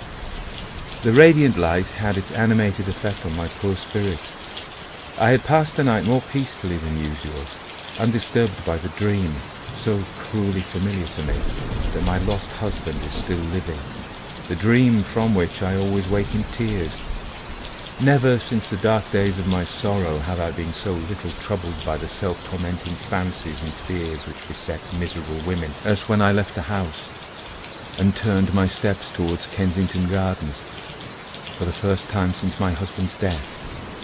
Attended by my only companion, the little dog who had been his favourite as well as mine, I went to the quiet corner of the gardens which is nearest to Kensington.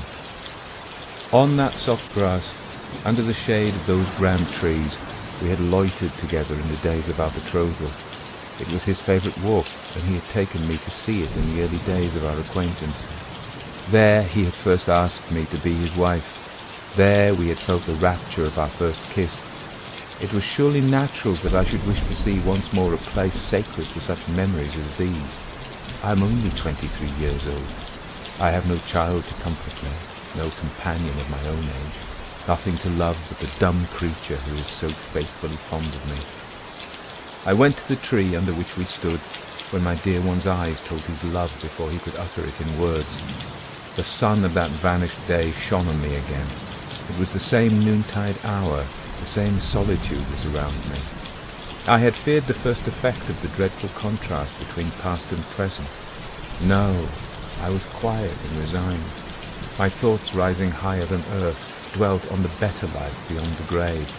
Some tears came into my eyes, but I was not unhappy. My memory of all that happened may be trusted, even in trifles which relate only to myself. I was not unhappy. The first object I saw when my eyes were clear again was the dog. He crouched a few paces away from me, trembling pitiably, but uttering no cry. What had caused the fear that overpowered him? I was soon to know. I called to the dog. He remained immovable, conscious of some mysterious coming thing that held him spellbound. I tried to go to the poor creature and fondle and comfort him. At the first step forward that I took, something stopped me. It was not to be seen and not to be heard. It stopped me. The still figure of the dog disappeared from my view. The lonely scene round me disappeared, excepting the light from heaven, the tree that sheltered me, and the grass in front of me. A sense of unutterable expectation kept my eyes riveted on the grass. Suddenly I saw its myriad blades rise erect and shivering. The fear came to me of something passing over them with the invisible swiftness of the wind. The shivering advanced. It was all around me. It crept into the leaves of the tree over my head. They shuddered without a sound to tell of their agitation. Their pleasant natural rustling was struck dumb. The song of the birds had ceased. The cries of the waterfowl on the pond were heard no more. There was a dreadful silence. But the lovely sunshine poured down on me brightly as before. In that dazzling light, in that fearful silence, I felt an invisible presence near me. It touched me gently. At the touch, my heart throbbed with an overwhelming joy. Exquisite pleasure thrilled through every nerve in my body. I knew him. From the unseen world, himself unseen, he had returned to me. Oh, I knew him. And yet, my helpless mortality longed for a sign that might give me assurance of the truth. The yearning in me shaped itself into words. I tried to utter the words I would have said if I could have spoken. Oh, my angel, give me a token that it is you. But I was like a person struck dumb. I could only think it. The invisible presence read my thought. I felt my lips touched, as my husband's lips used to touch them when he kissed me. And that was my answer. A thought came to me again. I would have said, if I could have spoken, "Are you here to take me to the better world?" I waited. Nothing that I could feel touched me. I was conscious of thinking once more. I would have said, if I could have spoken, "Are you here to protect me?" I felt myself held in a gentle embrace as my husband's arms used to hold me when he pressed me to his breast. And that was my answer. The touch that was like the touch of his lips lingered and was lost. The clasp that was like the clasp of his hands pressed me and fell away. The garden scene resumed its natural aspect. I saw a human creature near, a lovely little girl looking at me. At that moment, when I was my own lonely self again, the sight of the child soothed and attracted me. I advanced, intending to speak to her. To my horror, I suddenly ceased to see her. She disappeared as if I had been stricken blind. And yet I could see the landscape round me. I could see the heaven above me. A time passed, only a few minutes as I thought, and the child became visible to me again, walking hand in hand with her father. I approached them. I was close enough to see that they were looking at me with pity and surprise. My impulse was to ask if they saw anything strange in my face or my manner. Before I could speak, the horrible wonder happened again. They vanished from my view. Was the invisible presence still near me? Was it passing between me and my fellow mortals, forbidding communication in that place and at that time? It must have been so. When I turned away in my ignorance with a heavy heart, the dreadful blankness which had twice shut out from me the beings of my own race was not between me and my dog. The poor little creature filled me with pity and called him to me. He moved at the sound of my voice and followed me languidly, not quite awakened yet from the trance of terror that had possessed him. Before I had retired by more than a few steps, I thought I was conscious of the presence again. I held out my longing arms to it. I waited in the hope of a touch to tell me that I might return. Perhaps I was answered by indirect means. I only know that a resolution to return to the same place at the same hour came to me and quieted my mind. The morning of the next day was dull and cloudy, but the rain held off. I set forth again to the garden. My dog ran on before me into the street and stopped, waiting to see in which direction I might lead the way. When I turned towards the gardens, he dropped behind me. In a little while I looked back. He was following me no longer. He stood irresolute. I called to him.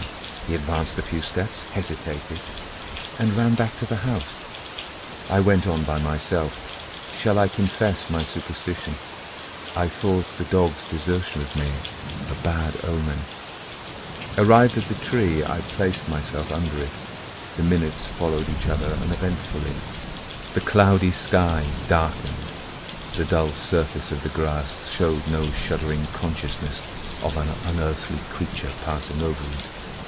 I still waited, with an obstinacy which was fast becoming the obstinacy of despair.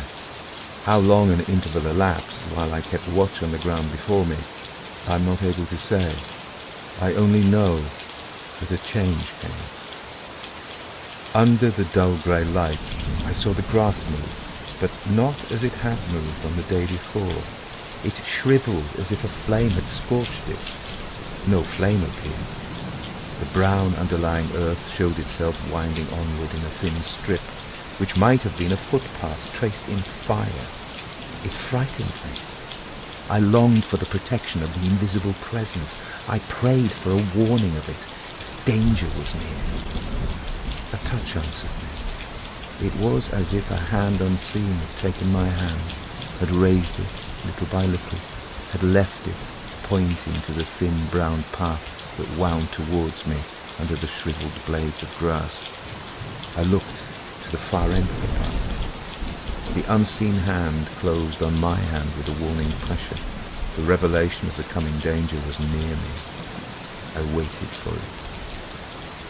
I saw it.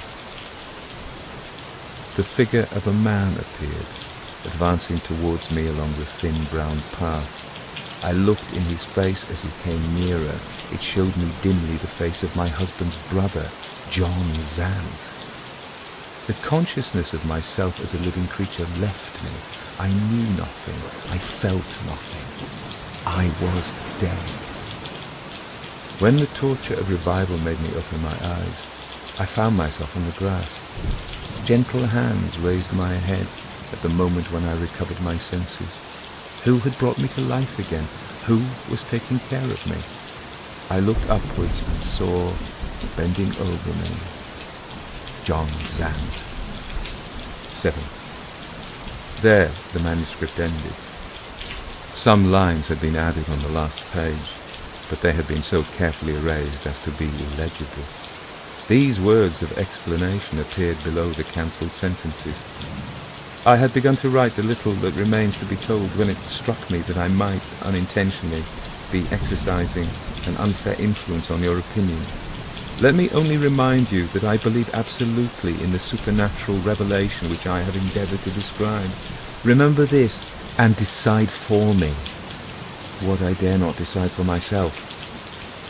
There was no serious obstacle in the way of compliance with this request. Judged from the point of view of the materialist, Mrs. Zant might no doubt be the victim of illusions produced by a diseased state of the nervous system, which have been known to exist, as in the celebrated case of the bookseller Nikolai of Berlin, without being accompanied by derangement of the intellectual powers. But Mr. Rayburn was not asked to solve any such intricate problem as this. He had been merely instructed to read the manuscript and to say what impression it had left on him of the mental condition of the writer, whose doubt of herself had been in all probability first suggested by remembrance of the illness from which she had suffered, brain fever. Under these circumstances, there could be little difficulty in forming an opinion. The memory which had recalled, and the judgment which had arranged, the succession of events related in the narrative, revealed a mind in full possession of its resources. Having satisfied himself so far, Mr. Rayburn abstained from considering the more serious question suggested by what he had read. At any time his habits of life and his ways of thinking would have rendered him unfit to weigh the arguments which assert or deny supernatural revelation among the creatures of earth. But his mind was now so disturbed by the startling record of experience which he had just read, that he was only conscious of feeling certain impressions, without possessing the capacity to reflect on them. That his anxiety on Mrs. Zant's account had been increased, and that his doubts of Mr. John Zant had been encouraged, were the only practical results of the confidence placed in him, of which he was thus far aware. In the ordinary exigencies of life, a man of hesitating disposition, his interest in Mrs. Ant's welfare, and his desire to discover what had passed between her brother-in-law and herself after their meeting in the gardens, urged him to instant action. In half an hour more he had arrived at her lodgings. He was at once admitted. 8. Mrs. Ant was alone in an imperfectly lit room. "I hope you'll excuse the bad light," she said. "My head's been burning as if the fever had come back again." "Oh, don't go away. After what I have suffered, you don't know how dreadful it is to be alone." The tone of her voice told him that she had been crying. He at once tried the best means of setting the poor lady at ease by telling her of the conclusion at which he had arrived after reading her manuscript. The happy result showed itself instantly. Her face brightened, her manner changed, as she was eager to hear more. "Have I produced any other impression on you?" she asked. He understood the allusion. Expressing sincere respect for her own convictions, he told her honestly that he was not prepared to enter on the obscure and terrible question of supernatural interposition.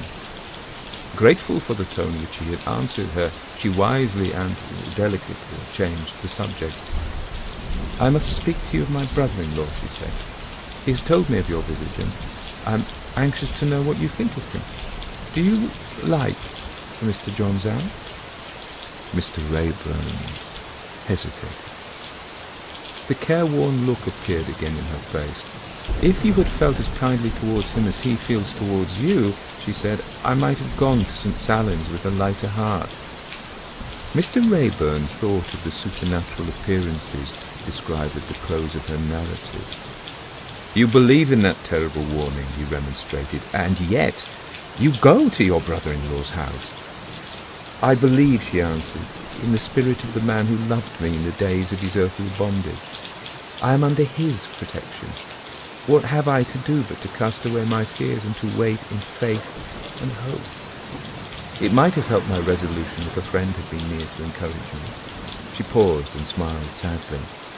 "I must remember," she resumed, "that your way of understanding my position is not my way. I ought to have told you that Mr. John Zant feels needless anxiety about my health. He declares that he will not lose sight of me until his mind is at ease. It is useless to attempt to alter his opinion. He says my nerves are shattered, and who that sees me can doubt it? He tells me that my only chance of getting better is to try change of air and perfect repose. How can I contradict him? He reminds me that I have no relation but himself, and no house open to me but his own, and God knows he is right." She said those last words in accents of melancholy resignation, which grieved the good man whose one merciful purpose was to serve and console her. He spoke impulsively with the freedom of an old friend. "I want to know more of you and Mr. John Zant, and I know now," he said. "My motive is a better one than mere curiosity. Do you believe that I feel a sincere interest in you?" "With my whole heart." That reply encouraged him to proceed with what he had to say. "When you recovered from your fainting fit," he began, "Mr. John Zant asked questions, of course. He asked what could possibly have happened in such a quiet place as Kensington Gardens to make me faint." "And how did you answer?" "Answer? I couldn't even look at him." "You said nothing?" "Nothing. I don't know what he thought of me. He might have been surprised, or he might have been offended." "Is he easily offended?" Mr. Rayburn asked. "Not in my experience of him." "Do you mean your experience of him before your illness?" "Yes. Since my recovery, his engagements with country patients have kept him away from London. I haven't seen him since he took those lodgings for me. But he's always considerate. He has written more than once to beg that I will not think him neglectful, and to tell me, what I knew already through my poor husband, that he has no money of his own and must live by his profession." "And in your husband's lifetime, were the two brothers on good terms?" "Always. The one complaint I ever heard my husband make of John Zant was that he didn't come to see us often enough after our marriage. Is there some wickedness in him which we have never suspected? It may be. But how can it be? I have every reason to be grateful to the man against whom I have been supernaturally warned. His conduct to me has always been perfect. I can't tell you what I owe to his influence in quieting my mind when a dreadful doubt arose about my husband's death.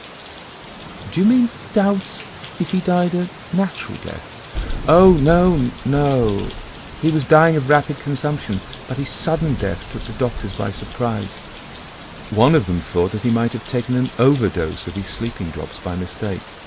The other disputed this conclusion, or there might have been an inquest in the house. Oh, don't speak of it any more.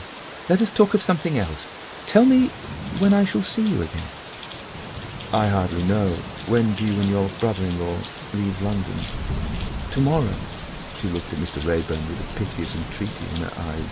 She said timidly, "Do you ever go to the seaside and take your dear little girl with you?" The request, at which she had only dared to hint, touched on the idea that was at that moment in Mr. Raeburn's mind.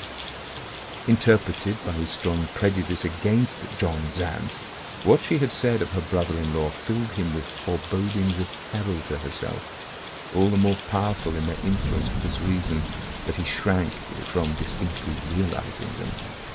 If another person had been present at the interview and had said to him afterwards, "That man's reluctance to visit his sister-in-law while her husband was living is associated with a secret sense of guilt which her innocence cannot even imagine. He, and he alone, knows the cause of her husband's sudden death. His feigned anxiety about her health was adopted as the safest means of enticing her into his house.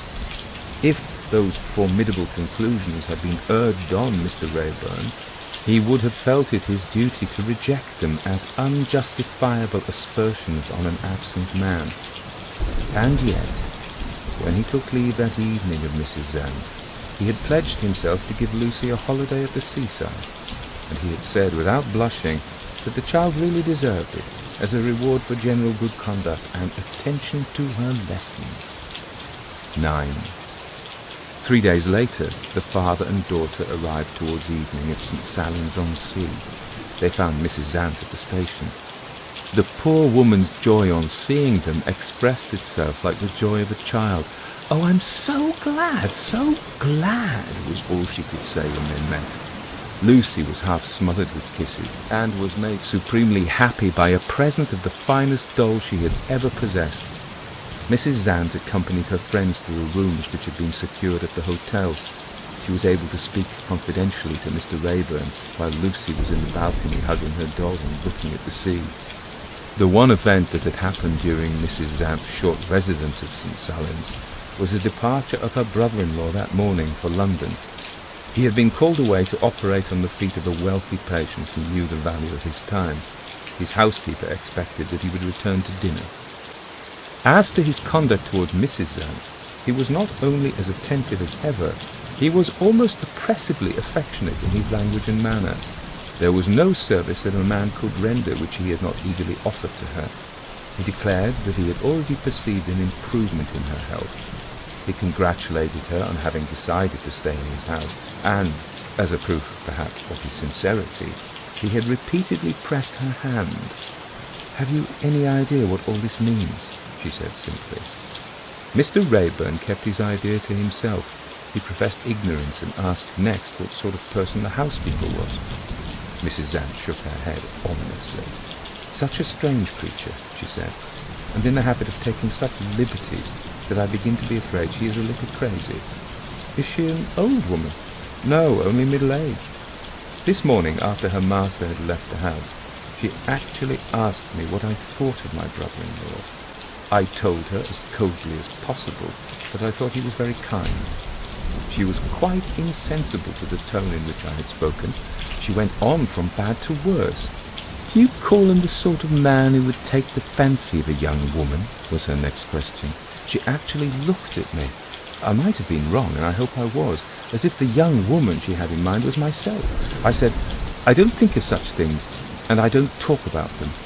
Still, she was not in the least discouraged. She made a personal remark next. "Excuse me, but you do look wretchedly pale." I thought she seemed to enjoy the defect in my complexion. I really believe it raised me in her estimation. "We shall get on better in time," she said. "I'm beginning to like you." She walked out humming a tune.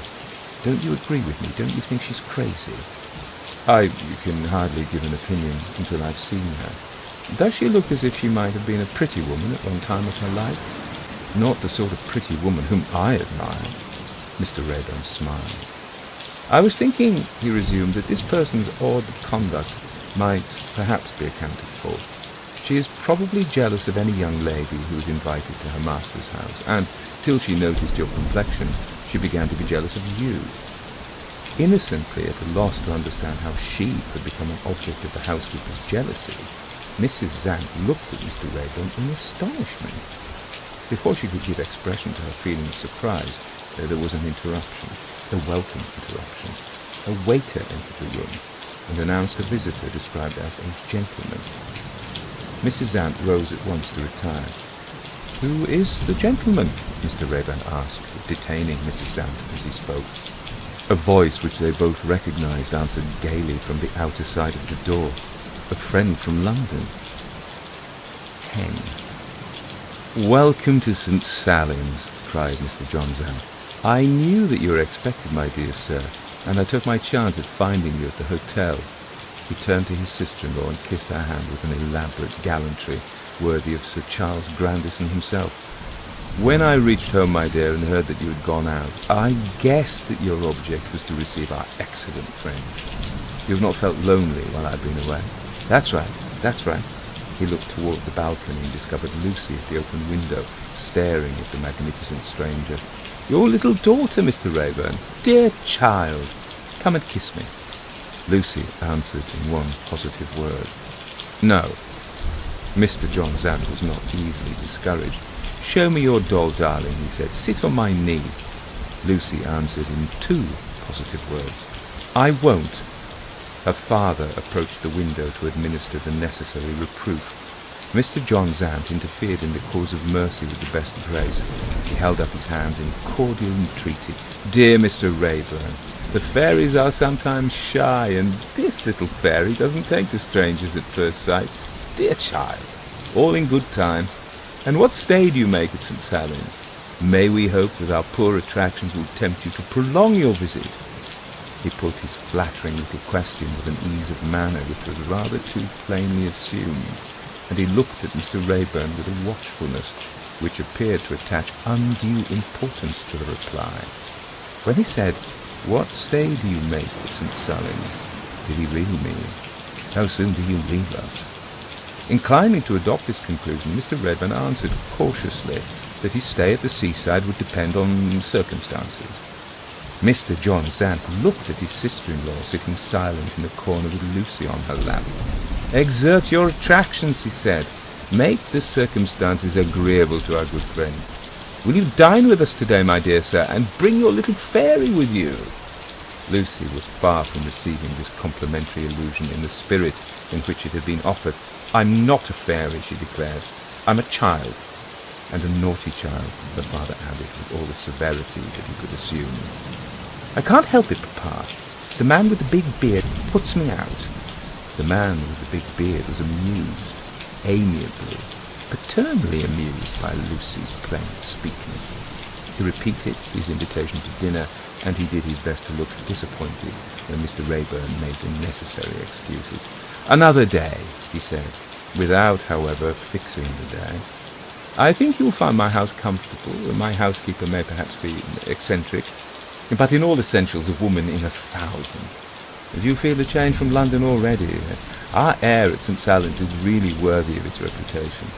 Invalids who come here are cured as if by magic. What do you think of Mrs. Zant? How does she look?" Mr. Rayburn was evidently expected to say that she looked better. He said it. Mr. John Zant seemed to have anticipated a stronger expression of opinion. "Surprisingly better," he pronounced. "Infinitely better. We ought both to be grateful. Pray believe that we are grateful." "If you mean grateful to me," Mr. Rayburn remarked, "I don't quite understand." "You don't quite understand?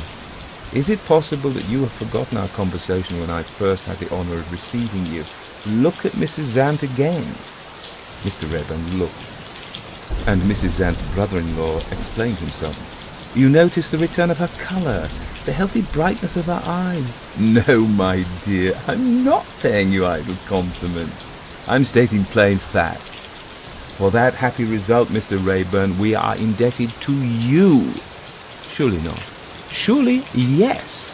It was at your valuable suggestion that I thought of inviting my sister-in-law to visit me at St. Solom's." "Ah, you remember it now. Forgive me if I look at my watch. The dinner hour is on my mind. Not, as your dear little daughter there seems to think, because I am greedy, but because I am always punctual, in justice to the cook. Shall we see you tomorrow? Call early, and you'll find us at home." He gave Mrs. Zant his arm and bowed and smiled and kissed his hand to Lucy, and left the room.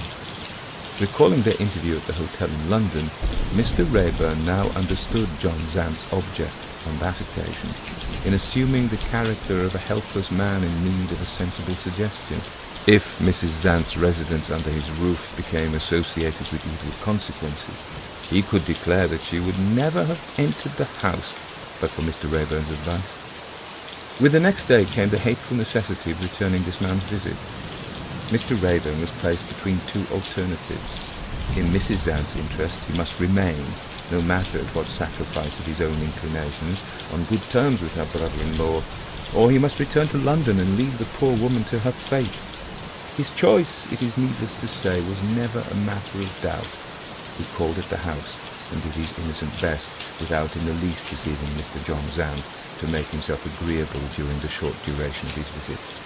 Descending the stairs on his way out, accompanied by Mrs. Zant, he was surprised to see a middle-aged woman in the hall who looked as if she was waiting there expressly to attract notice. "The housekeeper," Mrs. Zant whispered. "She is impudent enough to try to make acquaintance with you." This was exactly what the housekeeper was waiting in the hall to do. "I hope you like our watering place, sir," she began. "If I can be of any service to you, pray command me. Any friend of this lady's has a claim on me, and you are an old friend, no doubt." "I'm only the housekeeper, but I presume to take a sincere interest in Mrs. Zant. I'm indeed glad to see you here. We none of us know, do we, how soon we may want a friend? No offence, I hope." "Thank you, sir. Good morning." There was nothing in the woman's eyes which indicated an unsettled mind. Nothing in the appearance of her lips which suggested habits of intoxication. That her strange outburst of familiarity proceeded from some strong motive seemed to be more than probable. Putting together what Mrs. Zant had already told him and what he had himself observed, Mr. Rayburn suspected that the motive might be found in the housekeeper's jealousy of her master. 11. Reflecting in the solitude of his own room, Mr. Rayburn felt that the one prudent course to take would be to persuade Mrs. Zant to leave St. Solom's. He tried to prepare her for this strong proceeding when she came the next day to take Lucy out for a walk.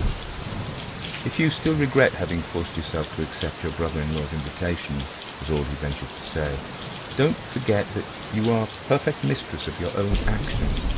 You have only to come to me at the hotel, and I'll take you back to London by the next train." She positively refused to entertain the idea. "I should be a thankless creature indeed," she said, "if I accepted your proposal. Do you think I'm ungrateful enough to involve you in a personal quarrel with John Zant? No. If I find myself forced to leave the house, I'll go away alone." There was no moving her from this resolution. When she and Lucy had gone out together, Mr. Rayburn remained at the hotel with a mind ill at ease. A man of readier mental resources might have felt at a loss how to act for the best in the emergency that now confronted him.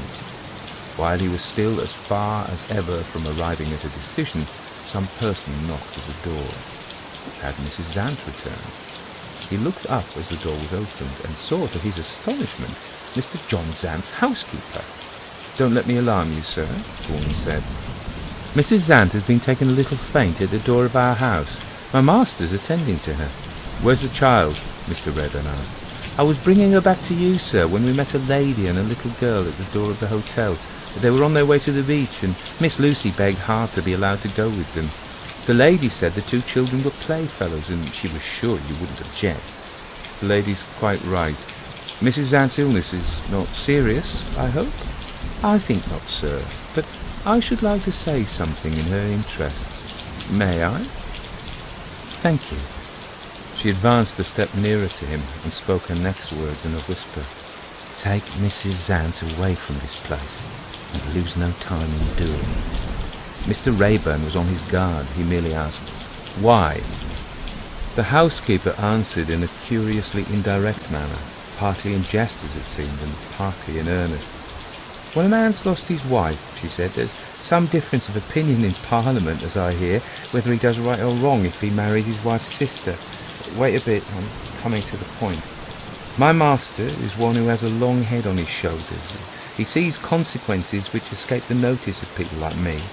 In his way of thinking, if one man may marry his wife's sister, no harm done, where's the objection if another man pays a compliment to the family and marries his brother's widow? My master, if you please, is that other man. Take the widow away before she marries him. This was beyond endurance. You insult Mrs. Zant, Mr. Rayburn answered, if you suppose that such a thing is possible. Oh, insult her, do I? Listen to me. One of three things will happen.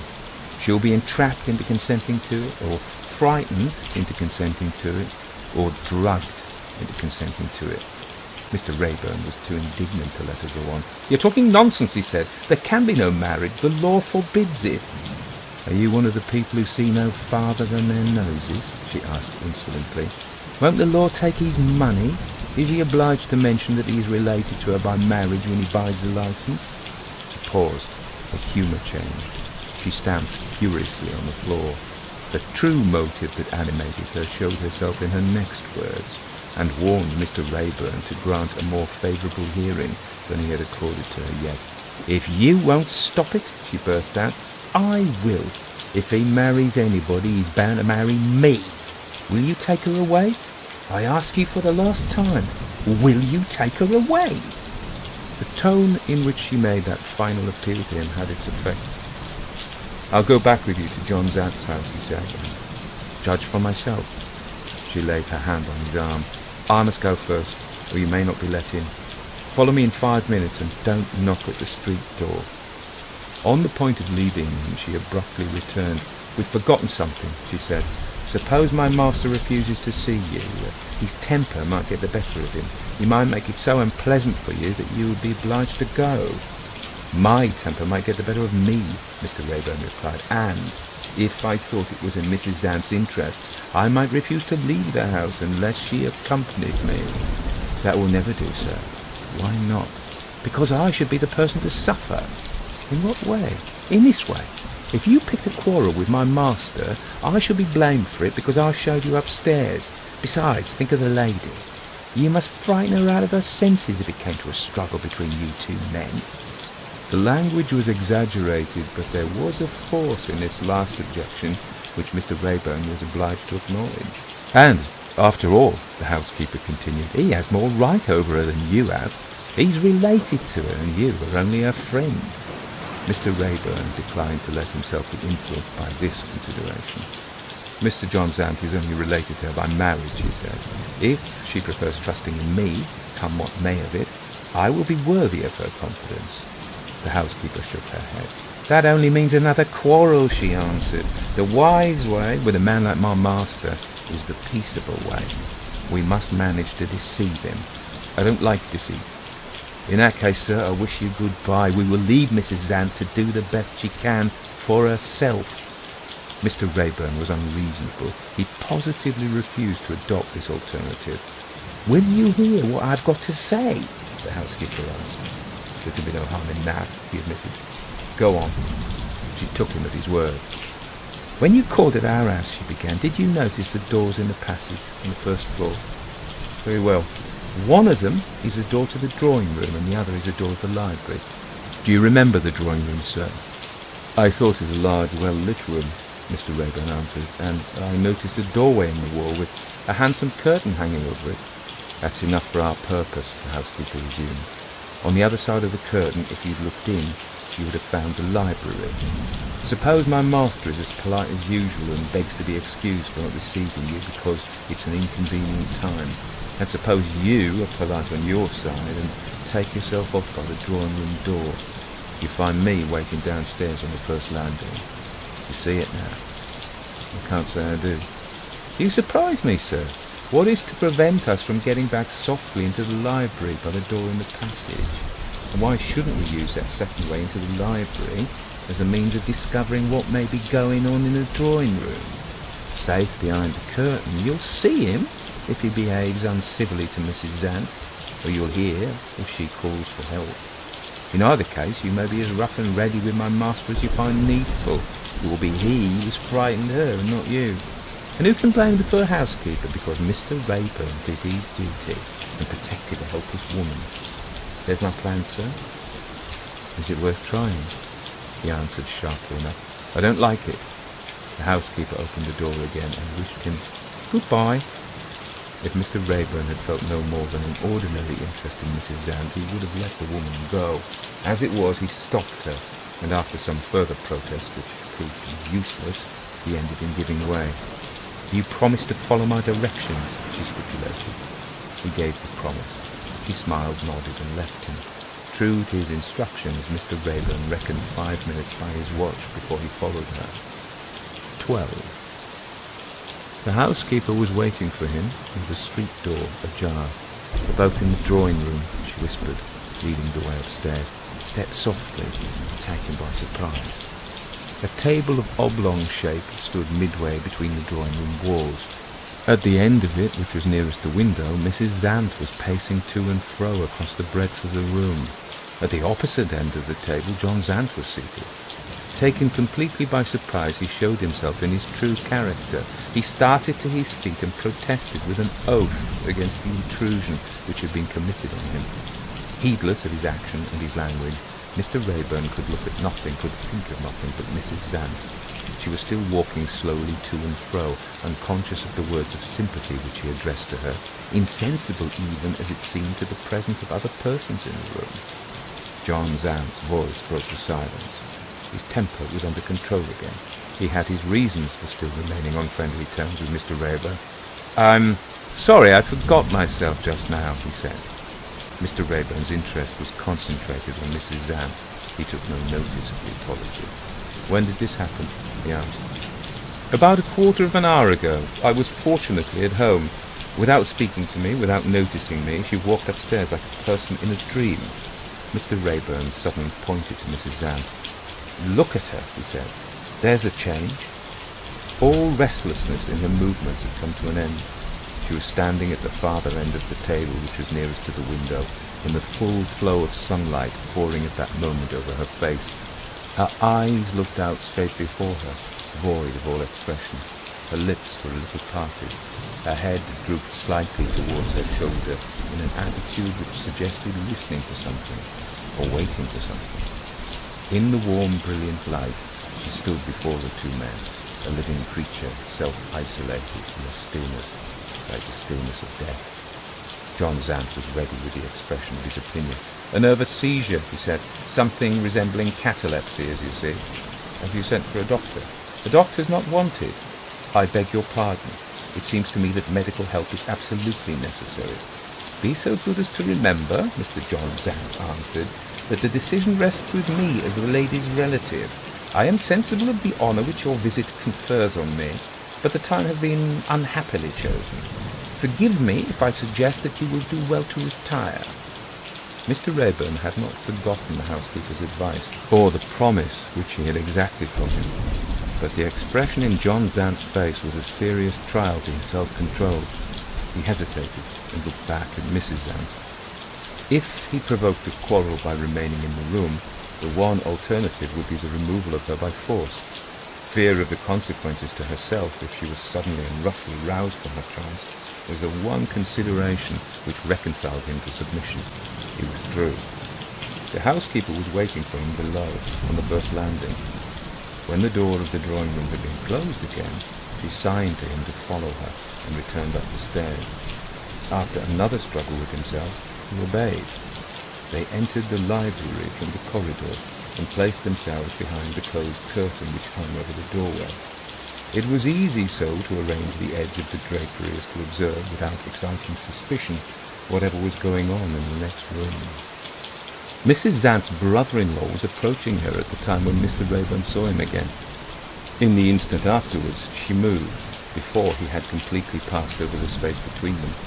Her still figure began to tremble. She lifted her drooping head. For a moment there was a shrinking in her, as if she had been touched by something. She seemed to recognize the touch. She was still again. John Zant watched the change. It suggested to him that she was beginning to recover her senses. He tried the experiment of speaking to her. "My love, my sweet angel, come to the heart that adores you." He advanced again. He passed into the flood of sunlight pouring over her. "Rouse yourself," he said. She still remained in the same position, apparently at his mercy, neither hearing him nor seeing him.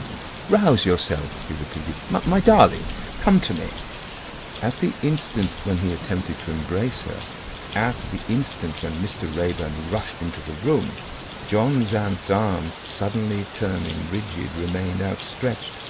With a shriek of horror, he struggled to draw them back, struggled in the empty brightness of the sunshine, as if some invisible grip had seized him. What has got me? The wretch screamed. "Who is holding my hands? Oh, the cold of it! The cold of it!" His features became convulsed. His eyes turned upwards until only the white eyeballs were visible. He fell prostrate with a crash which shook the room. The housekeeper ran in. She knelt by her master's body. With one hand she loosened his cravat. With the other she pointed to the end of the table. Mrs. Zant still kept her place, but there was another change. Little by little her eyes recovered their natural living expression. Then slowly closed. She tottered backwards from the table and lifted her hand wildly, as if to grasp at something which might support her. Mr. Rayburn hurried to her before she fell, lifted her in his arms, and carried her out of the room. One of the servants met them in the hall. He sent for a carriage. In a quarter of an hour more, Mrs. Zant was safe under his care at the hotel. 13. That night a note written by the housekeeper was delivered to Mrs. Zant. "The doctors give little hope. The paralytic stroke is spreading upwards to his face. If death spares him, he will live a helpless man. I shall take care of him to the last. As for you, forget him." Mrs. Zant gave the note to Mr. Rayburn. "Read it and destroy it," she said. "It is written in ignorance of the terrible truth." He obeyed and looked at her in silence, waiting to hear more. She hid her face. The few words she had addressed to him after a struggle with herself fell slowly and reluctantly from her lips. She said, "No mortal hand held the hands of John Zant. The guardian spirit was with me. The promised protection was with me. I know it. I wish to know no more." Having spoken, she rose to retire. He opened the door for her, seeing that she needed rest in her own room. Left by himself, he began to consider the prospect that was before him in the future. How was he to regard the woman who had just left him? As a poor creature weakened by disease, the victim of her own nervous delusion, or as the chosen object of a supernatural revelation, unparalleled by any similar revelation that he had heard of or had found recorded in books?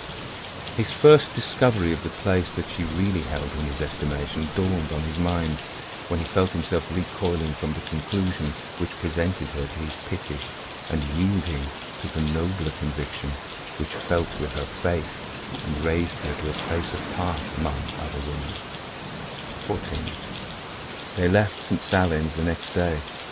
Arrived at the end of the journey, Lucy held fast by Mrs. Zant's hand. Tears were rising in the girl's eyes. "Are we to bid her goodbye?" she said sadly to her father. He seemed to be unwilling to trust himself to speak. He only said, "My dear, ask her yourself." But the result justified him, and Lucy was happy again.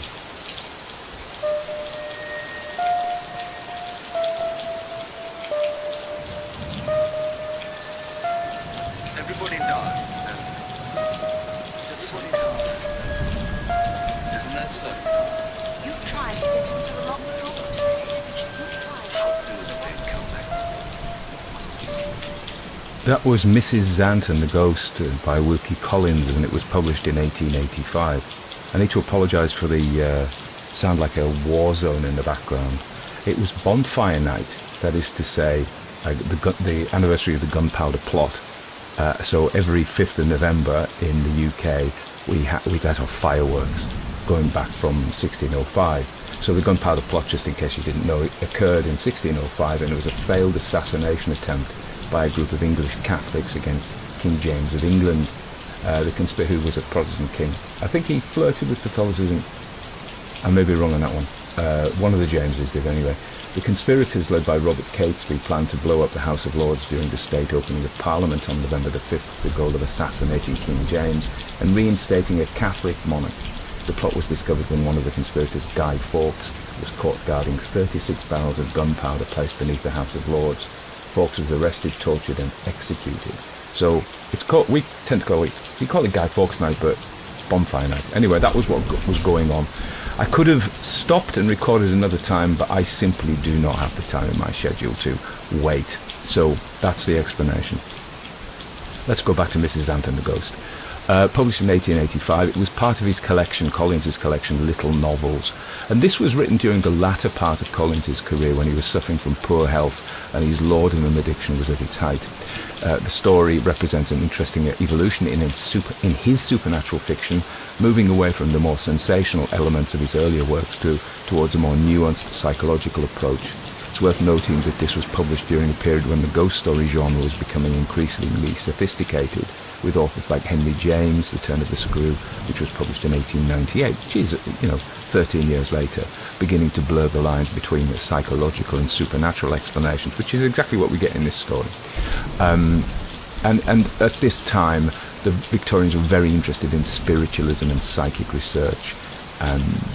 So 1885, a Victorian ghost story. Let me say something about Collins. So Wilkie Collins was born, William Wilkie Collins, on the 8th of January 1824 in London, and he emerged as one of Victorian England's most prominent novelists and playwrights, the son of a well-known landscape painter, William Collins. He enjoyed a privileged upbringing that included extensive travel throughout Europe, a bit like Ruskin really. His early exposure to art and literature, coupled with his father's connections in London's cultural circles, helped shape his future literary career. Collins formed a particularly significant friendship with Charles Dickens in 1851, which would profoundly influence both writers' works and lead to numerous collaborative projects. They walked around England, they travelled a lot together. The tour of the two lazy apprentices.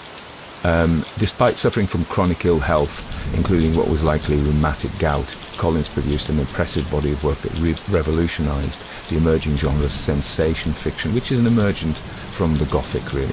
The Gothic was sensation fiction as well. His most celebrated novel is The Woman in White, 1859. So 20-odd years before, 23 years before, and The Moonstone, 1868, are considered masterpieces of Victorian literature and pivotal works in the development of the detective novel. Collins never married, but maintained two separate households with his long-term companions, Caroline Graves and Martha Rudd, by whom he had 3 children.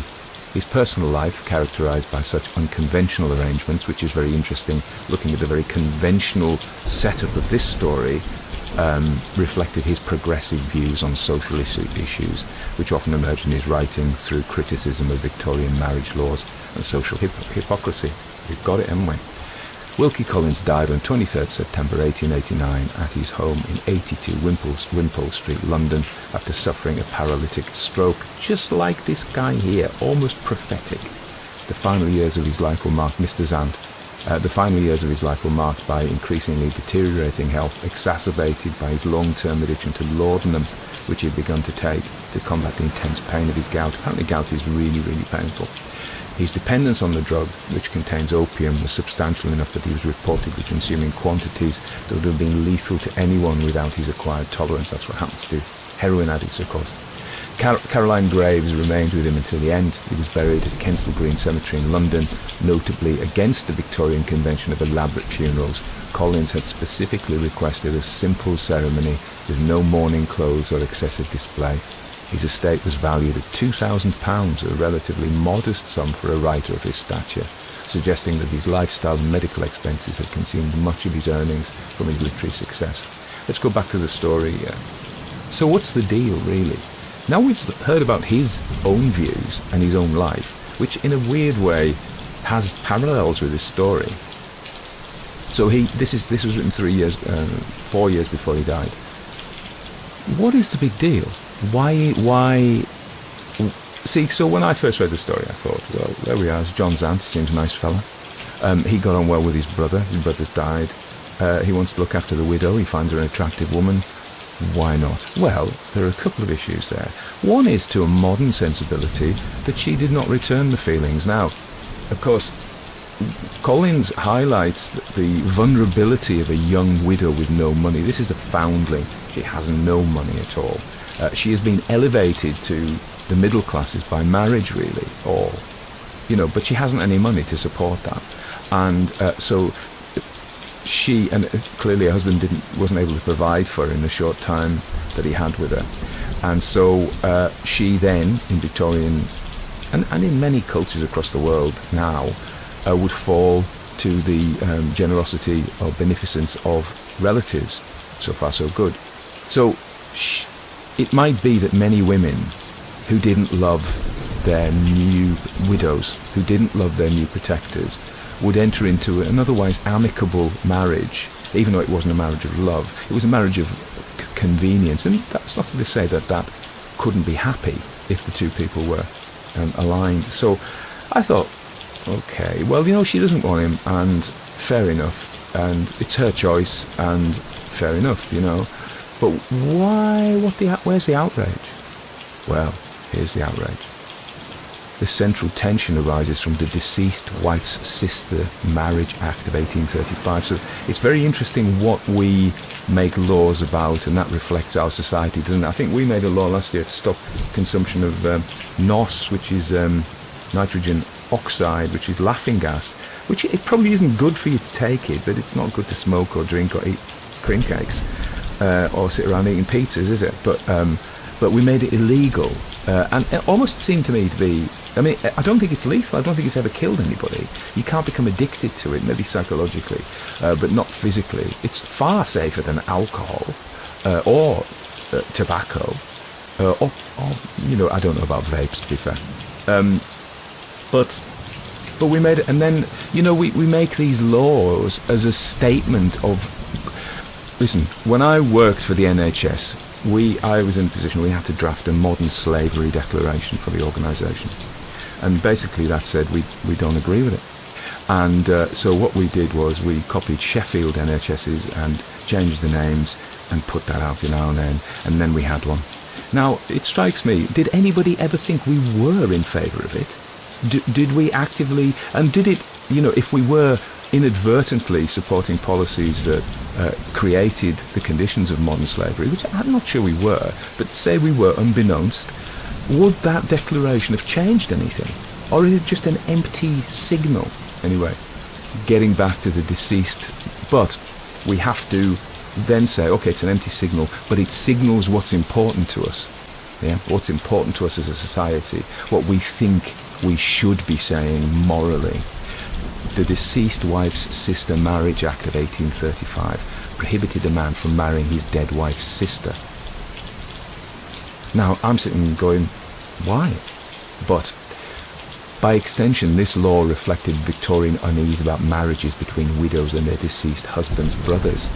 Yeah, while such marriages were not explicitly illegal, they existed in a morally ambiguous space. The housekeeper, she says, well, some difference of opinion in Parliament, as I hear, whether he does right or wrong if he marries his wife's sister.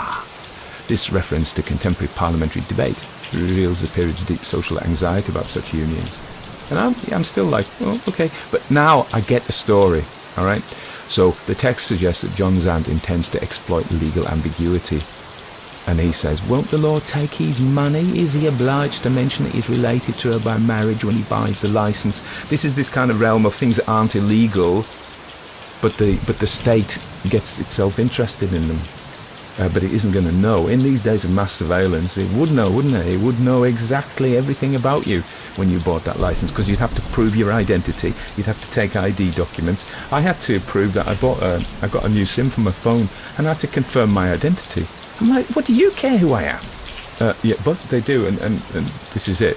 So, there we are. So, this indicates premeditated deception, my notes say, rather than genuine affection.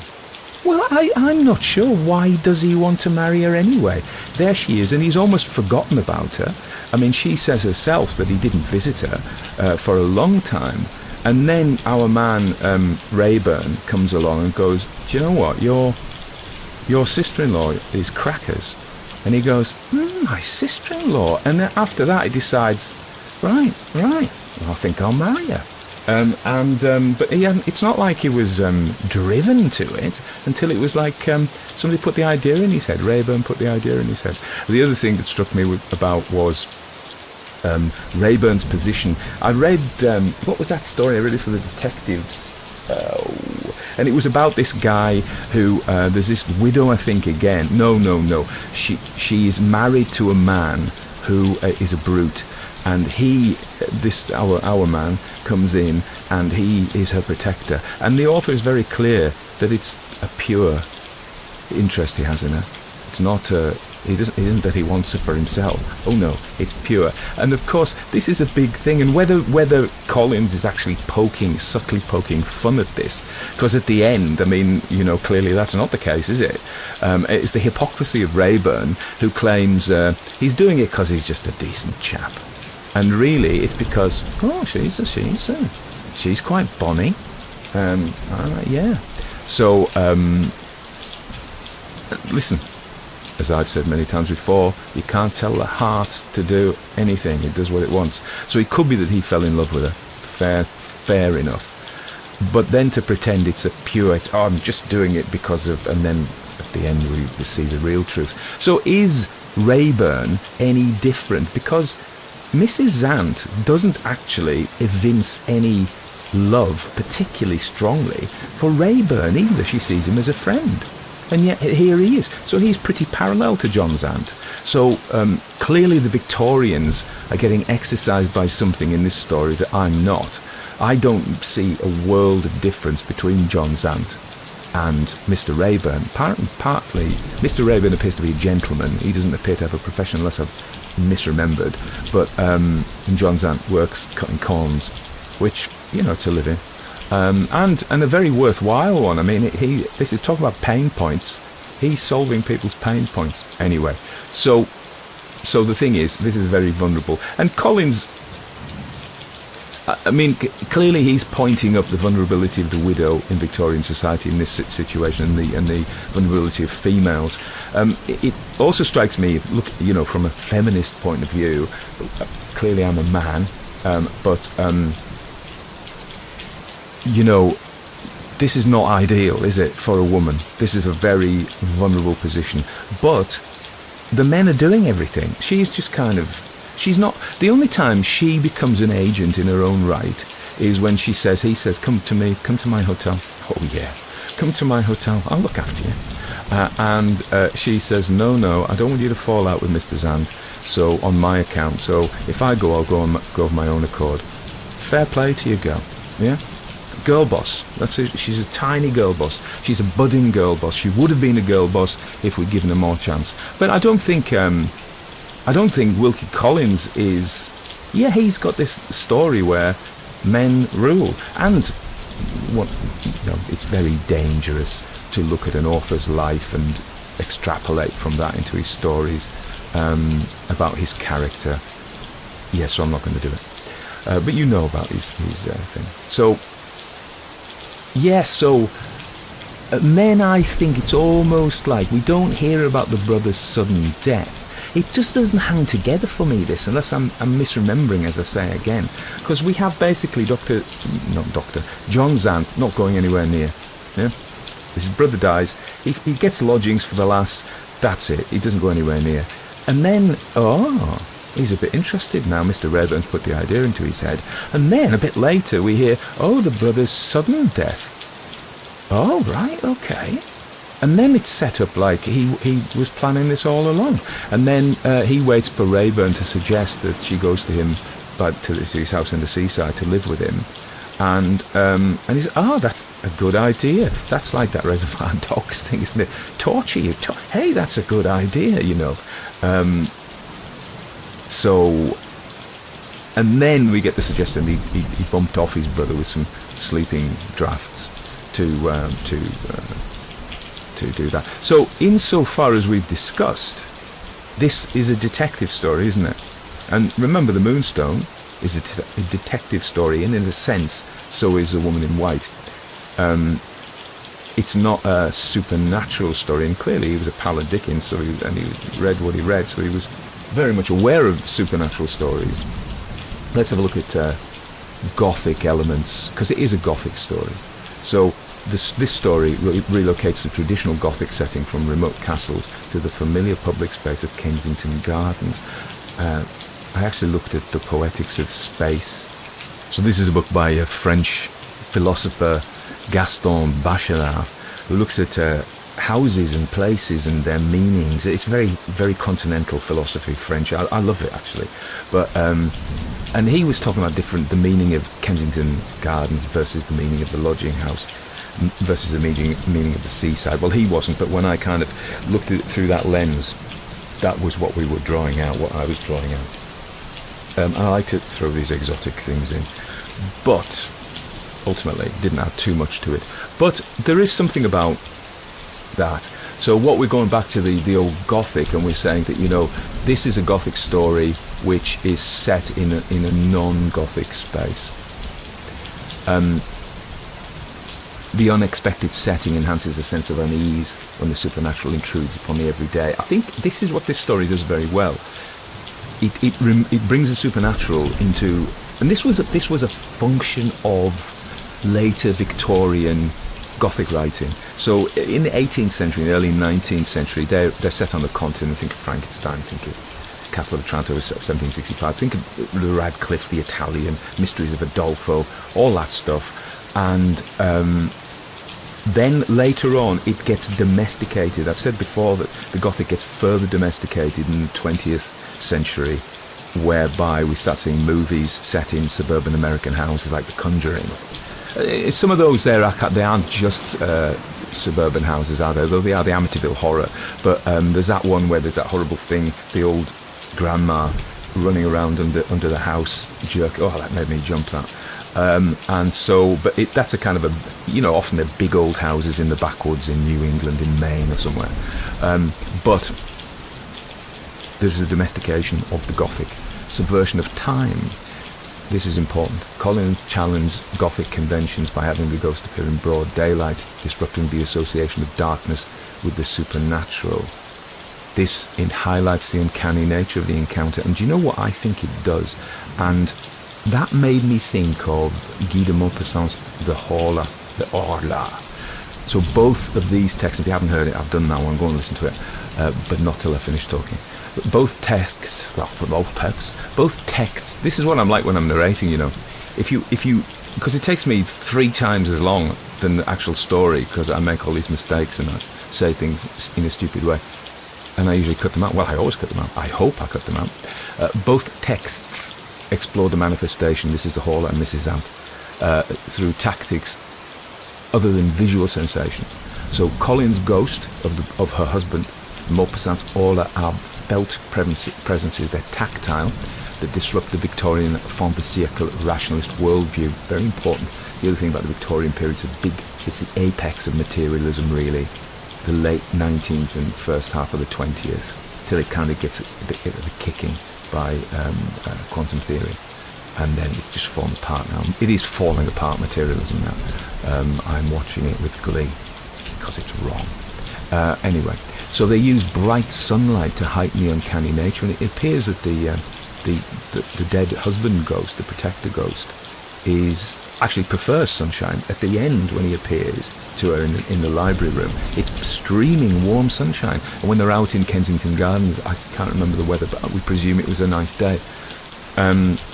So that is, I suppose, what I'm saying, that and also invisible beings existing alongside humanity, central to both texts. but their implications differ profoundly. Collins suggests a comforting continuation of human consciousness after death. Yes, it's the husband, while Maupassant posits a disturbing parallel species that may supplant humanity. So the aura is a bit more unsettling. But even so, or Gothic, the female vulnerability, the classic Gothic novel has a damsel in distress has to be saved by a hero running through Kensington Gardens or Catacombs. Catacombs is a classic one.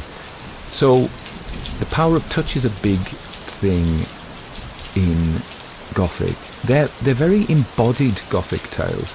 They're very sensual, sensory, and you're in places that are damp, and they invoke the damp, the touch, the cold. We can imagine those heavy Victorian dresses and the sound of them and things like that. So the protective spectre role subverts the traditional Gothic trope of vengeful spirits.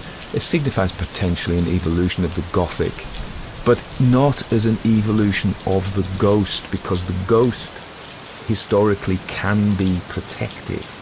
In Greek mythology, for example, there are protective shade spirits in West African folklore, also some of the ghosts. There's some reference to Celtic folklore with banshees as warning spirits, but I don't think that's quite the same thing. But in Chinese folklore, there are guardian ancestral spirits, and ancestral spirits tend to be protective. Japanese folklore, protective family spirits. Now, recently we were up in Scotland and we went to a Pictish site at Port Mahomac, and there'd been members of the family killed by violence by the looks of it, and they'd reburied their skulls with an ancestral skull which was much older, and that kind of suggests the idea of the ancestors being protective, and then going thousands of years further back amongst the Neolithic stuff in Orkney, in the chambered cairns and stuff, and Skara Brae, the village there. I think there, if I remember correctly, there are suggestions that sometimes they would have the ancestors' bones under their beds, or they would move around with the ancestors, and so the ancestors were, we may infer from that, protective in some way. So this idea of a ghost being protective is against Gothic tradition, or the traditional Gothic stories, but it has parallels in older material. Let's have a look at,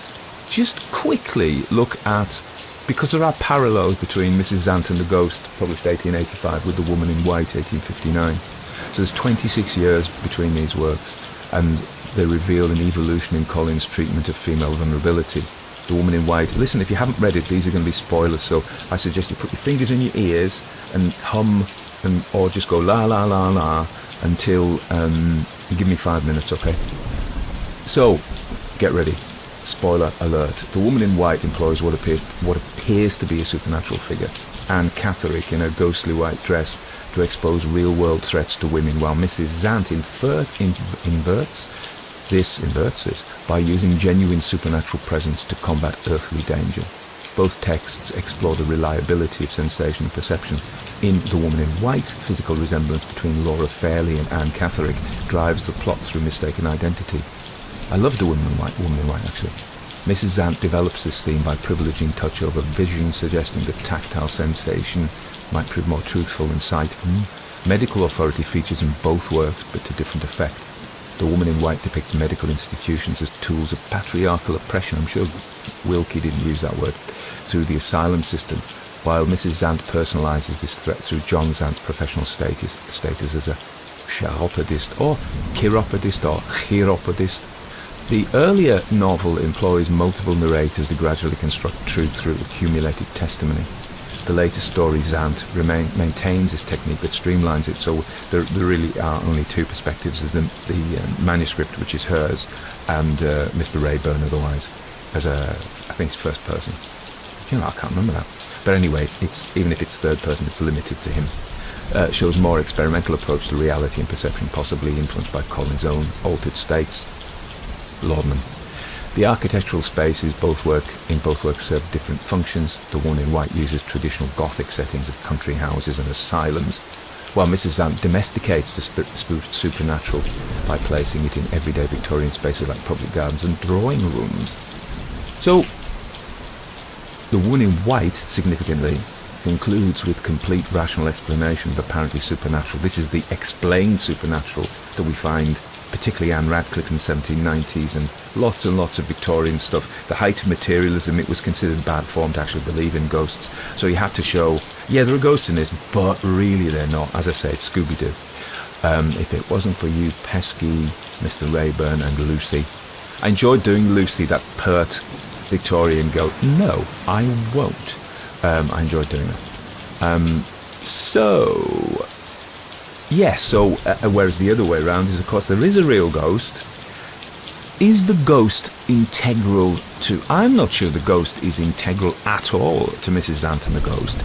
I think we could absolutely... I mean, I suppose the key thing is, if she's just insane, that maybe has a different outcome. She would probably have to go to an asylum rather than get married. So she escapes that fate by the ghost being real. Otherwise,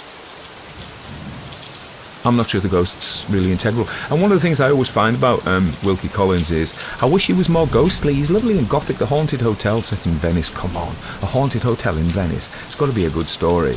But I remember reading it. I haven't read it for a bit. And being disappointed because I want more ghosts. That's who I am. Anyway, I'll tell you another thing I did which I thought was really interesting. We're having book club, and somebody mentioned the Arne Thompson Uta motif analysis. So if you don't know what this is these three dudes, a Finn, a German and an American, separately. They each elaborated the other's work.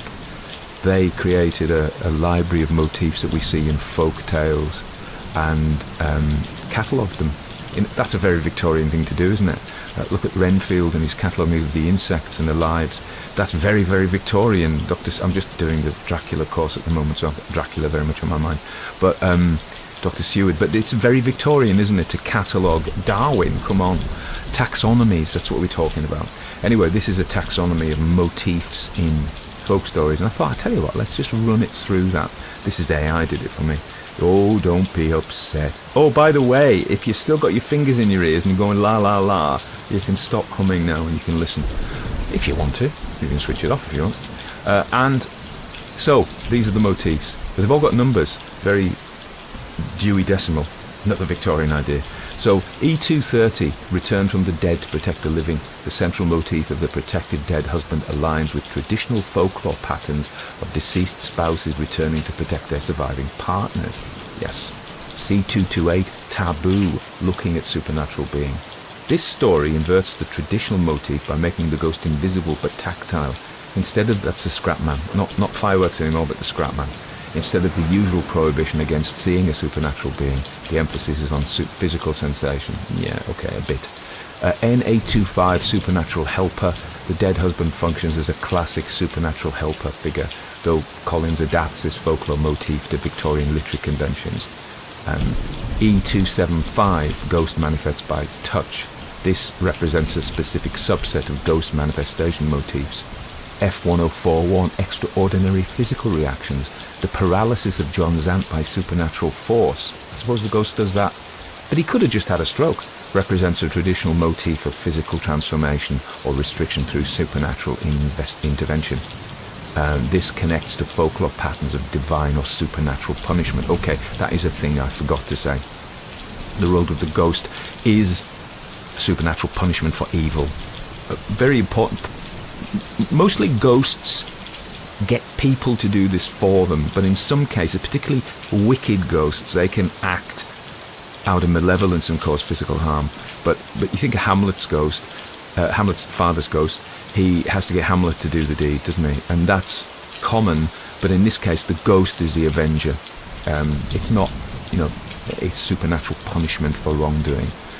Magic power from dead spouse.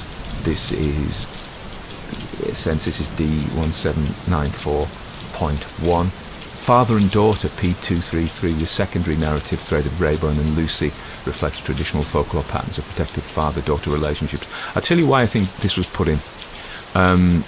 It's a nice little piece, but why put it in at all to the story?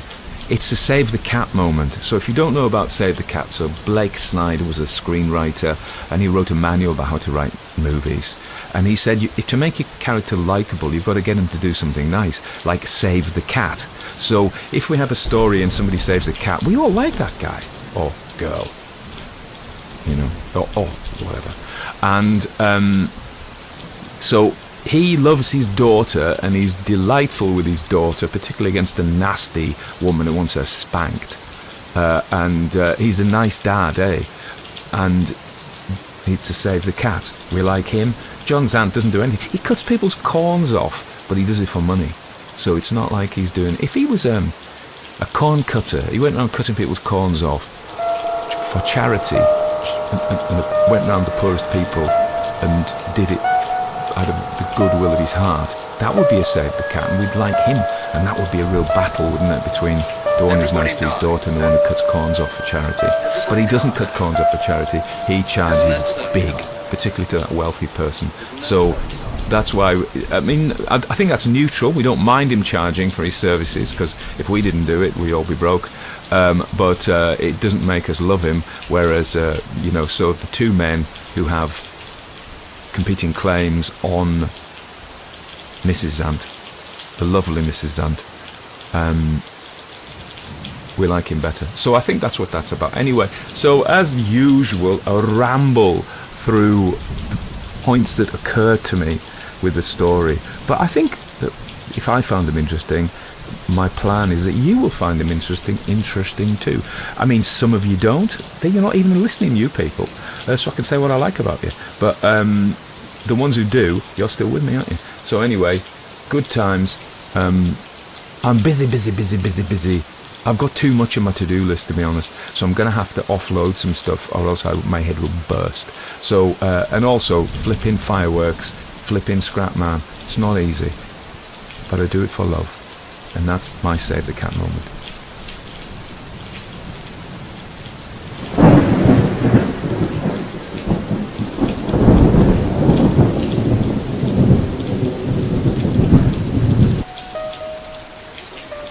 Someone in the Lift by L.P. Hartley. There's someone coming down in the lift, Mummy. No, my darling, you're wrong, there isn't. But I can see him through the bars. A tall gentleman. You think you can, but it's only a shadow. Now you'll see. The lift's empty. And it always was.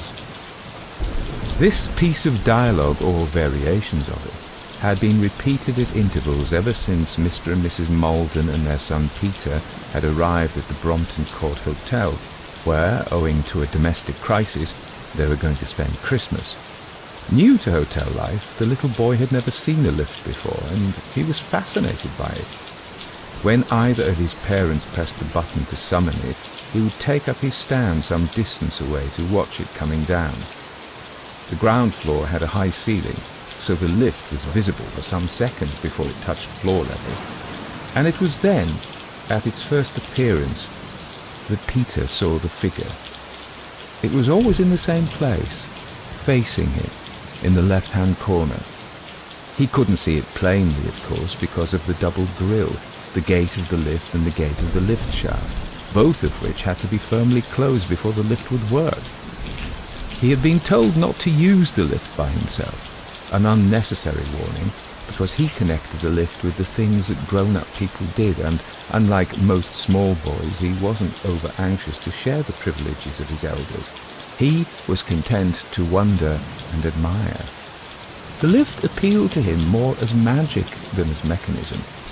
Acceptance of magic made it possible for him to believe that the lift had an occupant when he first saw it, in spite of the demonstrable fact that when it came to rest, giving its fascinating click of finality, the occupant had disappeared. If you don't believe me, ask Daddy, his mother said. Peter didn't want to do this, and for two reasons, one of which was easier to explain than the other. Daddy would say I was being silly, he said. Oh, no, he wouldn't. He never says you're silly. This was not quite true. Like all well-regulated modern fathers, Mr. Malden was aware of the danger of offending a son of tender years. The psychological results might be regrettable. But Freud or no Freud, fathers are still fathers. And sometimes, when Peter irritated him, Mr. Malden would let fly. Although he was fond of him, Peter's private vision of his father was of someone more authoritative and awe-inspiring than a stranger seeing them together would have guessed. The other reason which Peter didn't divulge was more fantastic. He hadn't asked his father because when his father was with him, he couldn't see the figure in the lift. Mrs. Malden remembered the conversation and told her husband of it. "The lift's a dark place," she said, "and I dare say he does see something. He's so much nearer to the ground than we are. The bars may cast a shadow and make a sort of pattern that we can't see. I don't know if it's frightening him, but you might have a word with him about it." At first, Peter was more interested than frightened. Then he began to evolve a theory. If the figure only appeared in his father's absence, didn't it follow that the figure might be, could be, must be his own father? In what region of his consciousness Peter believed this, it would be hard to say, but for imaginative purposes, he did believe it, and the figure became for him Daddy in the lift. The thought of Daddy in the lift did frighten him, and the neighbourhood of the lift shaft, in which he felt compelled to hang about, became a place of dread. Christmas Day was drawing near, and the hotel began to deck itself with evergreens. Suspended at the foot of the staircase in front of the lift was a bunch of mistletoe, and it was this that gave Mr. Malden his idea. As they were standing under it waiting for the lift, he said to Peter, "Your mother tells me you've seen someone in the lift who isn't there." His voice sounded more accusing than he meant it to, and Peter shrank. "Oh, not now," he said truthfully, "only sometimes." "Your mother told me that you always saw it," his father said, again more sternly than he meant to. "And do you know who I think it may be?" Caught by a gust of terror, Peter cried, "Oh, please don't tell me." "Why, you silly boy," said his father reasonably. "Don't you want to know?" Ashamed of his cowardice, Peter said he did. "Why, it's Father Christmas, of course." Relief surged through Peter. "But doesn't Father Christmas come down the chimney?" he asked. "That was in the old days. He doesn't now. Now he takes the lift." Peter thought a moment. "Will you dress up as Father Christmas this year?" he asked, "even though it's an hotel?" "I might." "And come down in the lift?" "Why, yes, that's what it's for." After this, Peter felt happier about the shadowy passenger behind the bars. Father Christmas couldn't hurt anyone, even if he was, as Peter now believed him to be, his own father. Peter was only 6, but he could remember 2 Christmas Eves when his father had dressed up as Santa Claus and given him a delicious thrill. He could hardly wait for this one, when the apparition in the corner would at last become a reality. Alas, 2 days before Christmas Day, the lift broke down. On every floor it served, and there were 5, but 6, counting the basement, the forbidding notice, "Out of order," dangled from the door handle. Peter complained as loudly as anyone, though secretly he couldn't have told why. He was glad that the lift no longer functioned, and he didn't mind climbing the 4 flights to his room, which opened out of his parents' room but had its own door too. By using the stairs he met the workmen. He never knew on which floor they would be, and from them gleaned the latest news about the lift crisis. They were working overtime, they told him, and were just as anxious as he to see the last of the job. Sometimes they even told each other to put a jerk into it. Always Peter asked them when they would be finished, and they always answered, "Christmas Eve, at latest." Peter didn't doubt this. To him, the workmen were infallible, possessed of magic powers, capable of suspending the ordinary laws that governed lifts. Look how they left the gates open and shouted to each other up and down the awesome lift shaft, paying as little attention to the other hotel visitors as if they didn't exist. Only to Peter did they vouchsafe a word. But Christmas Eve came, the morning passed, the afternoon passed, and still the lift didn't go. The men were working with set faces and a controlled hurry in their movements. They didn't even return Peter's "good night" when he passed them on his way to bed. Bed. He'd begged to be allowed to stay up this once for dinner. He knew he wouldn't go to sleep, he said, till Father Christmas came. He lay awake, listening to the urgent voices of the men, wondering if each hammer stroke would be the last, and then, just as the clamour was subsiding, he dropped off. Dreaming, he felt adrift in time. Could it be midnight? No, because his parents had after all consented to his going down to dinner. Now was the time.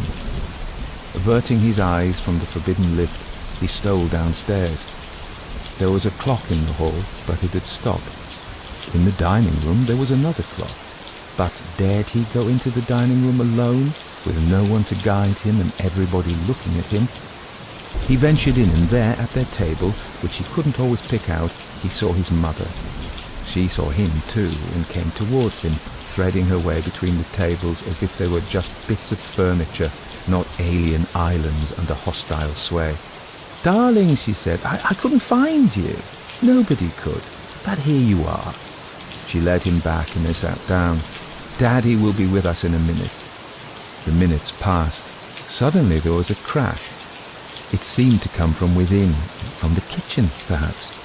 Smiles lit up the faces of the diners. The man at a nearby table laughed and said, "Something's on the floor. Somebody'll be for it." "What is it?"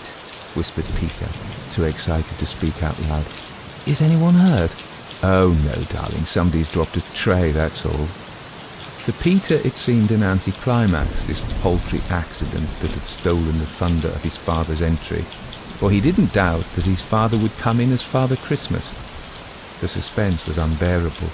"Can I go into the hall and wait for him?" His mother hesitated, and then said, "Yes." The hall was deserted. Even the porter was off duty. Would it be fair, Peter wondered, or would it be cheating and doing himself out of a surprise if he waited for Father Christmas by the lift? Magic has its rules, which mustn't be disobeyed. But he was there now, at his old place in front of the lift, and the lift would come down if he pressed the button. He knew he mustn't, that it was forbidden, that his father would be angry if he did. Yet he reached up and pressed it. But nothing happened. The lift didn't come. And why? Because some careless person had forgotten to shut the gates. Monkeying with the lift, his father called it. Perhaps the workmen had forgotten in their hurry to get home. There was only one thing to do. Find out on which floor the gates had been left open, and then shut them.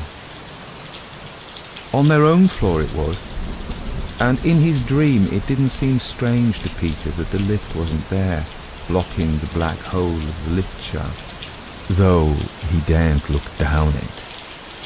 The gates clicked too. Triumph possessed him. Triumph lent him wings. He was back on the ground floor with his finger on the button. The thrill of power such as he had never known ran through him when the machinery answered to his touch. But what was this? The lift was coming up from below, not down from above. And there was something wrong with its roof. A jagged hole that let the light through. But the figure was there, in its accustomed corner, and this time it hadn't disappeared. It was still there. He could see it through the mazy crisscross of the bars. A figure in a red robe with white edges and wearing a red cowl on its head. His father, Father Christmas, Daddy in the lift. But why didn't he look at Peter? And why was his white beard streaked with red? The two grills folded back when Peter pushed them. Toys were lying at his father's feet, but he couldn't touch them, for they too were red, red and wet as the floor of the lift, red as the jag of lightning that tore through his brain.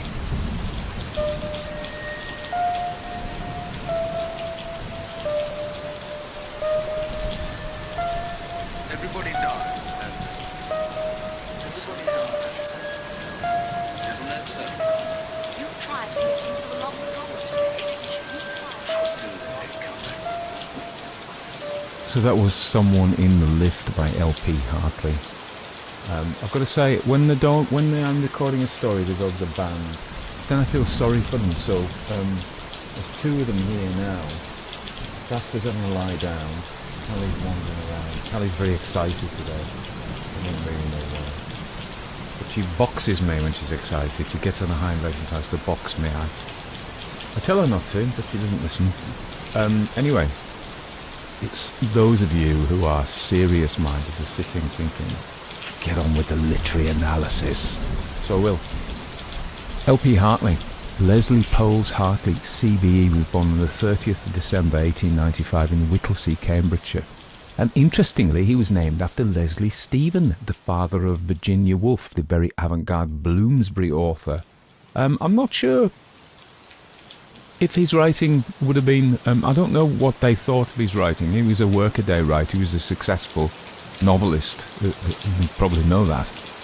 Whether the Bloomsbury set thought he was highbrow enough, I don't know. Somebody might know. I'd be interested to find out.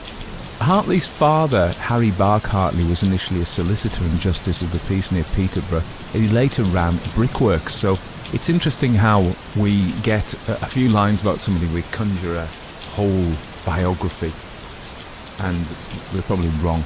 And when I was working in mental health, we would go and see patients in the community, or they would come into the hospital and they were in a crisis, and we'd have some already gathered information. Either they'd be seen before and we read the notes, or they were new and we'd have something from the referrer. And you would inevitably, and you can't help it, you would create an image of that person. What is that person like, from very little information? And when I had students, I'd say to them, this is what you're going to do. 90% of the time you're going to be wrong. Because sometimes you're right. Maybe not 90, maybe 90 is a bit much. But so my point about saying this is, we have this idea of very traditional British male, a Victorian really. His father would be a Victorian, and mother, of course. So we get this idea, and I think that bear that in mind for the story. His mother, Mary Elizabeth, born Thompson, was known to be overly concerned about his health, which may have contributed to L.P. Hartley's lifelong hypochondria. We also know that Hartley, as a boy, was very fond of the work of Edgar Allan Poe. His early life was marked by frequent moves and changes in education. The family relocated to Fletton Tower near Peterborough. I said that wrong. During his childhood, he began writing stories at the age of 11. I think, do people who write always start writing? I remember writing stories as a little boy. I had a little book, and it was not the Borrowers, the Little Grey Men. That was the story, and there were these little dwarf guys, and they had they captured a toy boat, or they came across a toy boat. I don't remember the story now. And they were sailing down. Oh God, I loved those. And I used to write fan fiction, really, I suppose you'd call it now, set in their world when I was quite small. I mean, not quite small, not 3, but sort of maybe 8 or so, 9. Anyway, he started when he was 11. He maybe started earlier. Who knows? I mean, we've only got the corpus of the internet's mind to say that he started 11. He's not here to tell us. If he was listening, he might say, no, to the story about custard pie when I was 5. Just don't know. After a brief stint at other schools, he settled at Harrow School. So, his father, you've got to have a few quid to send your son to Harrow. And he excelled in reading and English literature. During World War I, he attended Balliol College in Oxford to study modern history. Tried to join the army in 1916, but never saw active duty due to a weak heart. Did he have a weak heart or not? He lived. How old was he? He was 79. He died in 72, born in 1895, so 79, that makes to me. And so he wasn't really that ill, was he? But anyway, he returned to Oxford in 1919 after trying to join the army. It took him 3 years to try to join the army. He must have got lost. Or he was very persistent. or they were just waiting a long time for the test to come back, because it told him he had the war's finished now. Anyway, also, you couldn't have joined because you got a week half. Anyway, he made influential literary friends, so I think there's something here that I don't know about with literary connections, and I'm going to go and... I've missed that in my notes. You know, I compile my notes, and I write them all out, and to be honest with you, I spend more time thinking about the story, because very often the biographies of the writers is a done deal, you know, it's well known, but I've missed something out, so just wait a sec. Well, you might say Google is your friend, but these days Perplexity is my friend. That's a search engine I use, and I find it much more useful. If you haven't used it, you should try it. The only problem is if you ever want to log in, just like if you want to log into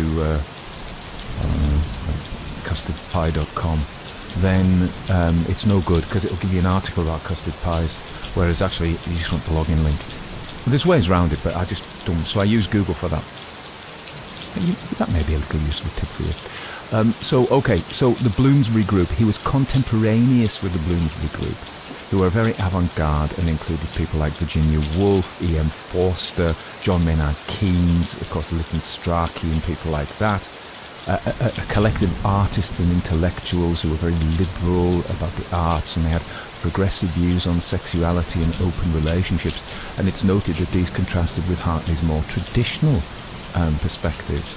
He had a particularly complicated relationship with Virginia Woolf. He expressed disdain for her work, even though he was named after her dad, and had a notably critical review of her novel The Waves. The animosity was mutual. Woolf once derisively commented on Hartley's writing style, suggesting he should change it.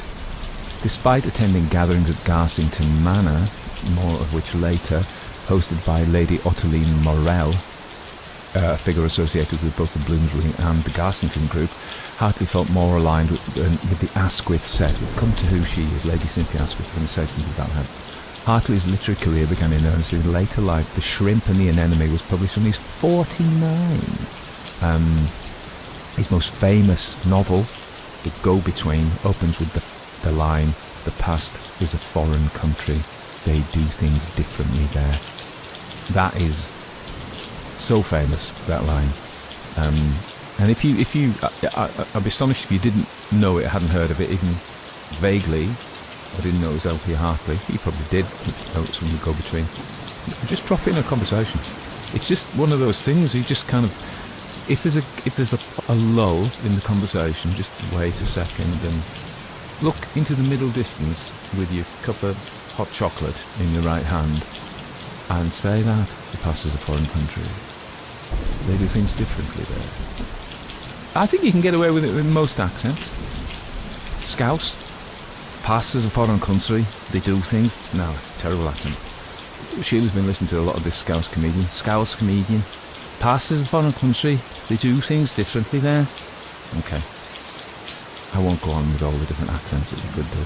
So, his later works increasingly address themes of homosexuality, culminating in The Harness Room, 1971, which explicitly explores homosexual relationships. He died in 74, and so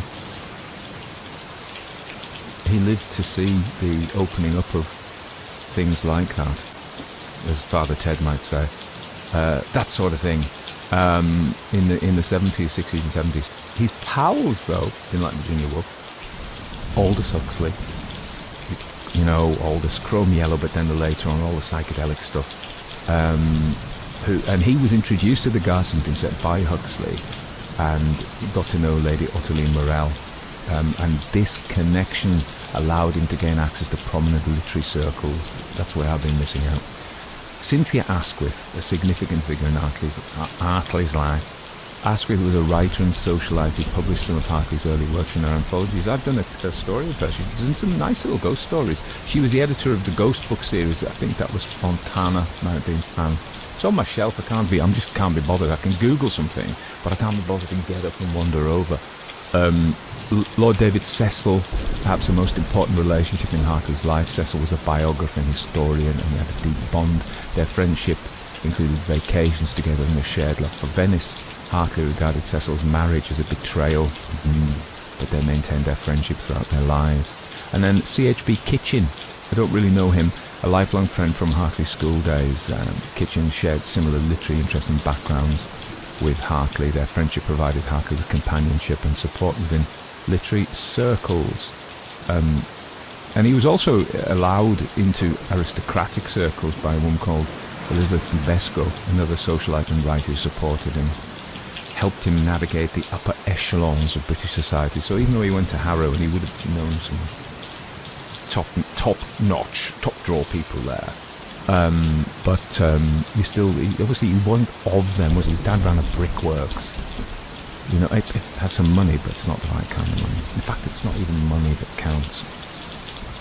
So, where were we? Back to my proper notes. He was an editor and book reviewer. Remember, he didn't become famous for his own writing until much later. He started off in Ghost Stories, Night Fears in 1924.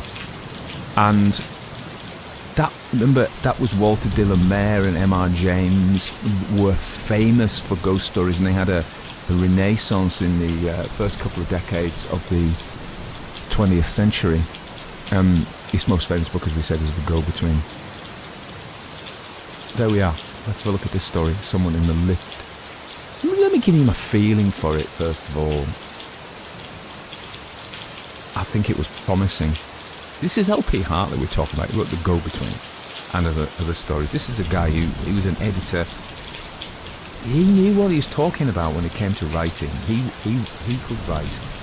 And we did one of his other stories, W.S., which was really good. I think this is good, but I was disappointed by the end, got to be honest. Okay, so it was first published in 1955 as part of the anthology The Third Ghost Book by the aforementioned Lady Cynthia Asquith. The story later appeared in Hartley's own collection, The Travelling Grave and Other Stories. Great title, The Travelling Grave. That's opened a loop, hasn't it? In 1948. That doesn't work, does it? I think that's backwards. So it must have been published in The Travelling Grave in 1948 and then republished in The Third Ghost Book in 55. So I didn't check I'm a bit date blind, to be honest. That's my excuse. Sheila always says to me, you use your ADHD as an excuse. I'll go, yeah, but I got it though. And she goes, yeah, but you use it as an excuse. And I do. So there was a Tartarus press in 2001, a long time ago now. They produced the collected Macabre, I believe you say, stories of L.P. Hartley, a 2-volume set which costs £80. But I've got about 3 or 4 of their volumes. They are beautiful, beautifully done. They're based in North Yorkshire, in Leyburn or something like that. But they're beautiful. Beautiful books, lovely hardback books. And you think, well, and what is a book for? It's for many things. One of the things you have it for is furnishing a room, yes, but also having the luxurious possession of it. So I suppose that's why somebody might spend £80 on 2. But listen, I'd spent some money on the Tartarus book, about £40 a pop, So there we are. Must have been flush. Must have had a win on the horses that day. So someone in the lift, you know it. Short story, young boy staying with his family at an hotel. I should say, this is going to come out mid-November 2024. Whenever you're listening to it, who knows? What's happened to the world since? Who knows? I don't know. If I did know, I'd be making more money on the horses if I could see the future. But, yes. So, I've lost my train of thought. Yeah, I'm in my Christmas production mode now, so I'll probably be chucking out Christmas stories. I've got 2 or 3 volumes of Christmas stories. I've got some Valancourt Christmas books, Christmas stories. They tend to be older. I've got some British Library versions. They tend to be old and new. There's Sunless Solstice, Chilling Tale. I've got various collections of Christmas ghost stories, and then I pick from them, it's random why I picked them, really, apart from the Christmas. One of the things, I'm going to actually, funnily enough, be interviewed by 2 podcasters. There's a folklore podcast interviewing me, and I'm going to be talking about the tradition of Christmas ghost stories. And then somebody else is going to interview me, also about the tradition of Christmas ghost stories, so I can use my notes the same notes, but I'll kind of pitch it slightly differently, I think, so it makes it, so in case anybody listens to both. So you know the story, Christmas Eve, the lift breaks, there's something sinister about the lift. And I have three sections of thought about this. It's orderly. Freud. Now, I don't often do pure Freudian takes on stories. It was very, I mean, I think in the 20th century, the two main ways of analysing stories, the two critical lenses of literary analysis, the big beasts, were, and then postmodernism comes towards the end of the 20th century, but were Freudian, psychoanalytical analysis, and Marxist. I'm not going to do a Marxist one. And because I don't think it's appropriate for this. If it was, I would. So it struck me as being so Oedipal, this. You know the Oedipus complex? That the boy child loves the mother and sees the father as a rival, so in his childish mind he wants to have the mother, and he realises he's going to have to kill the father, or he is hostile, makes him hostile to the father, but he's also, this is sort of Melanie Klein a little bit, later development of the theory, is frightened of the father's revenge. The father may destroy him before he can do it, so it makes him anxious about the father. So you can see that and if this is what I was saying about his own biography. We have a potentially over-involved mother. I remember what I said, we don't know very much about her, and we extrapolate from very few facts, but let's go with it, because why not? And we have a very traditional father who may be stern, he might not be. This father's not stern particularly, and that probably adds to the Freudian stuff. It's not that he has any real reason to be afraid of the father, but the boy there is some anxiety. His relationship with his father is not a smooth one. It's not a reassuring one, but so we have the story about the lift. The lift goes two ways, doesn't it? It goes up and it comes down. Just stated the obvious there. Interestingly, it breaks. What's that say? The lift is somewhere he doesn't go on his own. We're told that. So it's an adult thing. We're told that, and it's mediated by the world of the adults, his father and his mother. He never sees Father Christmas in a lift when his father's with him. So it is in fact a projection of some kind of his father, isn't it? And his father, we're told explicitly, he dresses up as Father Christmas, which is both delicious and odd. We come into the idea of the uncanny there, the uncanny valley, etc., which is in essence a Freudian idea, but it's been developed. So Freud's idea was that the things we don't like the fact that the Oedipus complex, are pushed into our subconscious, and we use a lot of energy, libido, to keep them there, but they come back. But they can't come back in the repressed form, so they come back in slightly different forms, so they come back nearly the same. That familiarity, which is almost the same, has a tinge of anxiety with it, and it's uncanny. It's uncanny. So the Father Christmas and the figure are both kind of uncanny doubles of his father. They're representations of his father who he has repressed, and he's pushed his father away, and his father's coming back. China dolls do it. The Uncanny Valley, Invasion of the Body Snatchers. Things are almost right, but not quite right. There's other theories about that, and one of the other theories about this, and I'm going to go on a tangent which isn't totally germane to my main point, but the tangent is this, that when we peg somebody, that's to say, when we know who they are, put them in a hole, we know who they are, and we can therefore predict them. That's old Joe. Old Joe eats peanuts and scratches his nose. We know who he is, we can predict him, he becomes safe because we can predict what he's going to do. If old Joe starts behaving slightly oddly, or he looks like old Joe, but there's something about him that isn't old Joe, we can't predict him anymore. He becomes a wild card, it becomes potentially dangerous. So that's another way, a non-Freudian way of looking at how things are nearly right, nearly copies, are worrying. One is that it's the return of the repressed in the Freudian sense. The other is that it's not quite predictable. Anyway. So it goes into so the other thing that happens is he dreams this. So the lift is broken, the working men are fixing it, but they're struggling to fix it. This might be his rational mind trying to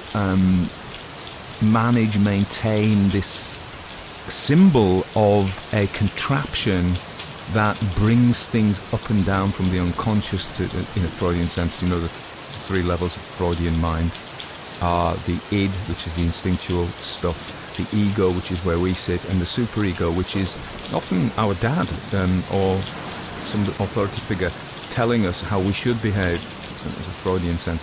So, in a sense, maybe this may be a stretch. The lift moves up and down, but it's broken. So there's some kind of psychic disturbance. I don't mean that in a woo-woo sense. I mean that in a Freudian sense. In the psyche, there's a disturbance which would cause anxiety, and it does in the boy. Now, the dream sequence. So he's being allowed into the adult world. All children. Another thing. This is Erickson really about the stages of life. When I was working in mental health, I would say. So the idea is this. All of us go through stages. When we're small, we have to learn to be ourselves. Then we become children from being infants, and when we're very small, the focus of our life is the family, is our family group. And then as we go into the world, we go to school and things like that, we need to pivot out so that our focus is not the family group, and in adolescence the focus becomes the peer group. So teenagers are massively so the first challenge we have is as a small child going to school. This is the separation anxiety. Our security is in our mother and father, or our mother very often, and we become very frightened when we're taken away from her. Then we negotiate that. So all my patients were at some stage, from the very little ones who were very scared, and I'll talk about the other ones as we go up. So, and then the next thing is to negotiate being acceptable to the peer group. As an adolescent, you must be acceptable to the peer group, and that causes massive anxiety. Think of Mean Girls, fitting in, being acceptable, and you can fail that. And that causes tons of anxiety. And then the next is finding a mate, and that causes tons of anxiety. And then it is creating, the next one about that is having the children and raising the children. And then we have that thing that happens very often, particularly for men in their 40s, whereby, and perhaps it happens to women as well. I mean, I think DNA evidence is coming out showing from all those ancestry kits, is showing that female cheating is much more prevalent historically than we ever guessed, because women would have a high state, and I don't want to get into this, but have another man, let's say, another man's child, and he would be brought up by their solid partner, who they were a bit bored of possibly, but and the other man were perhaps giving genes that offered something else. And then the next thing is, of course, the children leave home, and you have to kind of work out, what am I for now?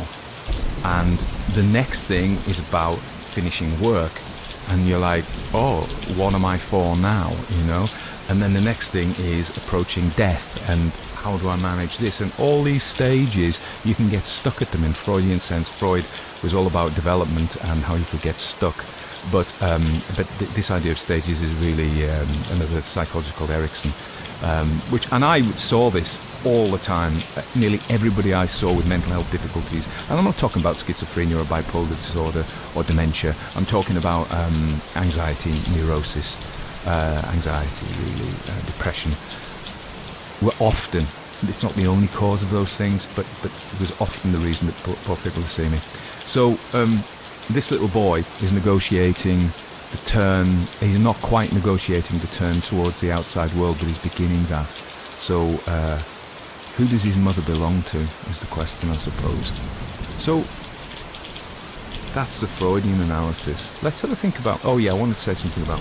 And I've got 4 thoughts in fact about Robert Aikman. So Robert Aikman, you probably guess I'm a big fan of Robert Aikman. Robert Aikman, writing in the middle of the 20th century, just the generation probably after Hartley here, he excels at a similar thing that Hartley's doing and Hartley does, is naturalistic weirdness.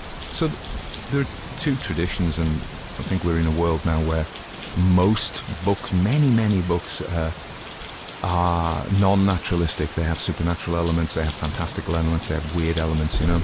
But in the 20th century, just was having a dream. In the 20th century, you know, serious books were realistic. This guy writes serious books, but he also writes ghost stories. So how do you have this naturalistic world of the lift, of the workman, of the hotel, and the mummy and the daddy? It's all very naturalistic. How do you, and Aikman does this as well, his characters live in a very naturalistic world, but things go weird. And this is what happens in this story, of course. Aikman just has them go weird. Think of the hospice, think of, the weirdness of the hospice, which is about a hotel, which makes me think of this. And the comparison between the 2 stories. Hartley introduces a dream scene to allow the weirdness in. He just doesn't have weirdness. And I think if he was somebody like Thomas Ligotti, and I pick on Thomas Ligotti because he's the king of the weird, he's the modern weird lord, I think. I mean, there are other people as well, but he is weird. He has characters wandering around bizarre towns at night, where going to concerts or going to see bands that or musicians that think very, very odd things happen. So his just happen. They go into weirdness. Laird Barron as well. I've read a lot of weird Laird Barron stories, but Hartley has to introduce a dream sequence. I don't know if that was a weakness. It was like context switching. But then charitably, we might say that for a child, the boundary between fantasy and realism isn't as drawn as for us. I mean, they believe in Father Christmas, they believe in the Tooth Fairy, they believe in unicorns, and they believe in magic. Maybe they're right. So that was like the dream sequence. Not sure about that. The next thing is about the bloody Father Christmas, and I'm not swearing there. Do you know bloody comes from By Our Lady? As goodbye comes from God be with ye.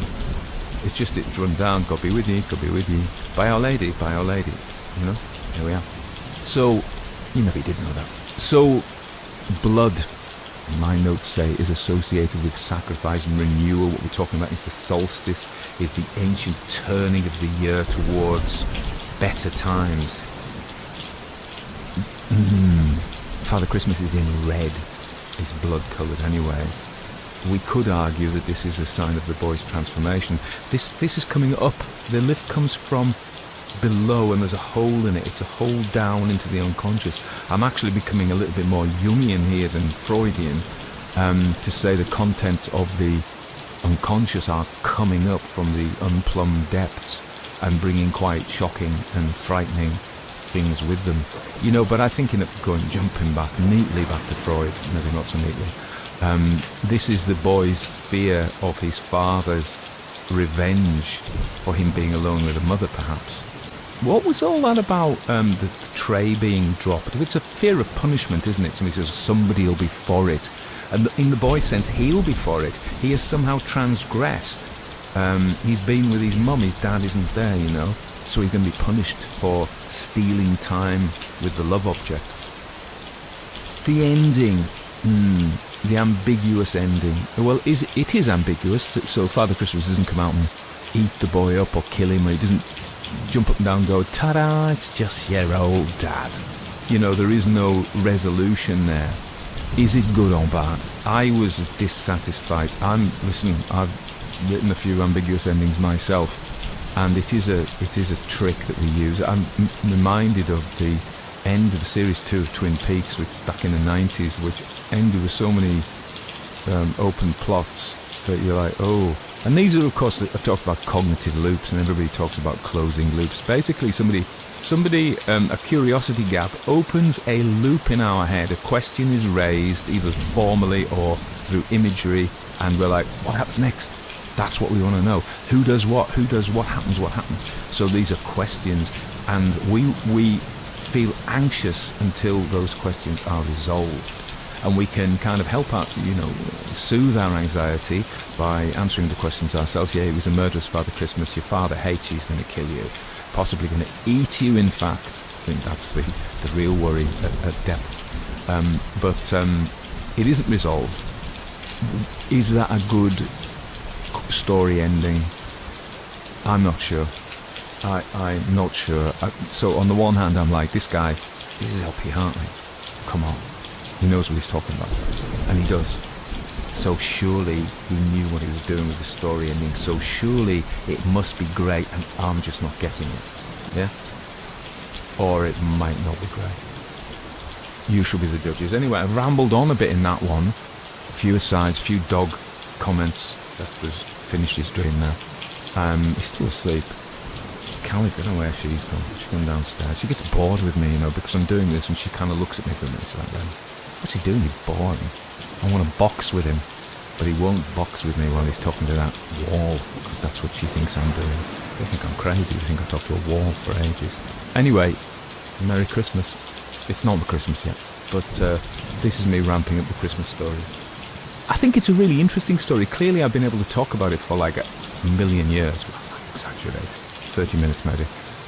So there's something to be said about it. I think, and that's always the great thing about all of these stories.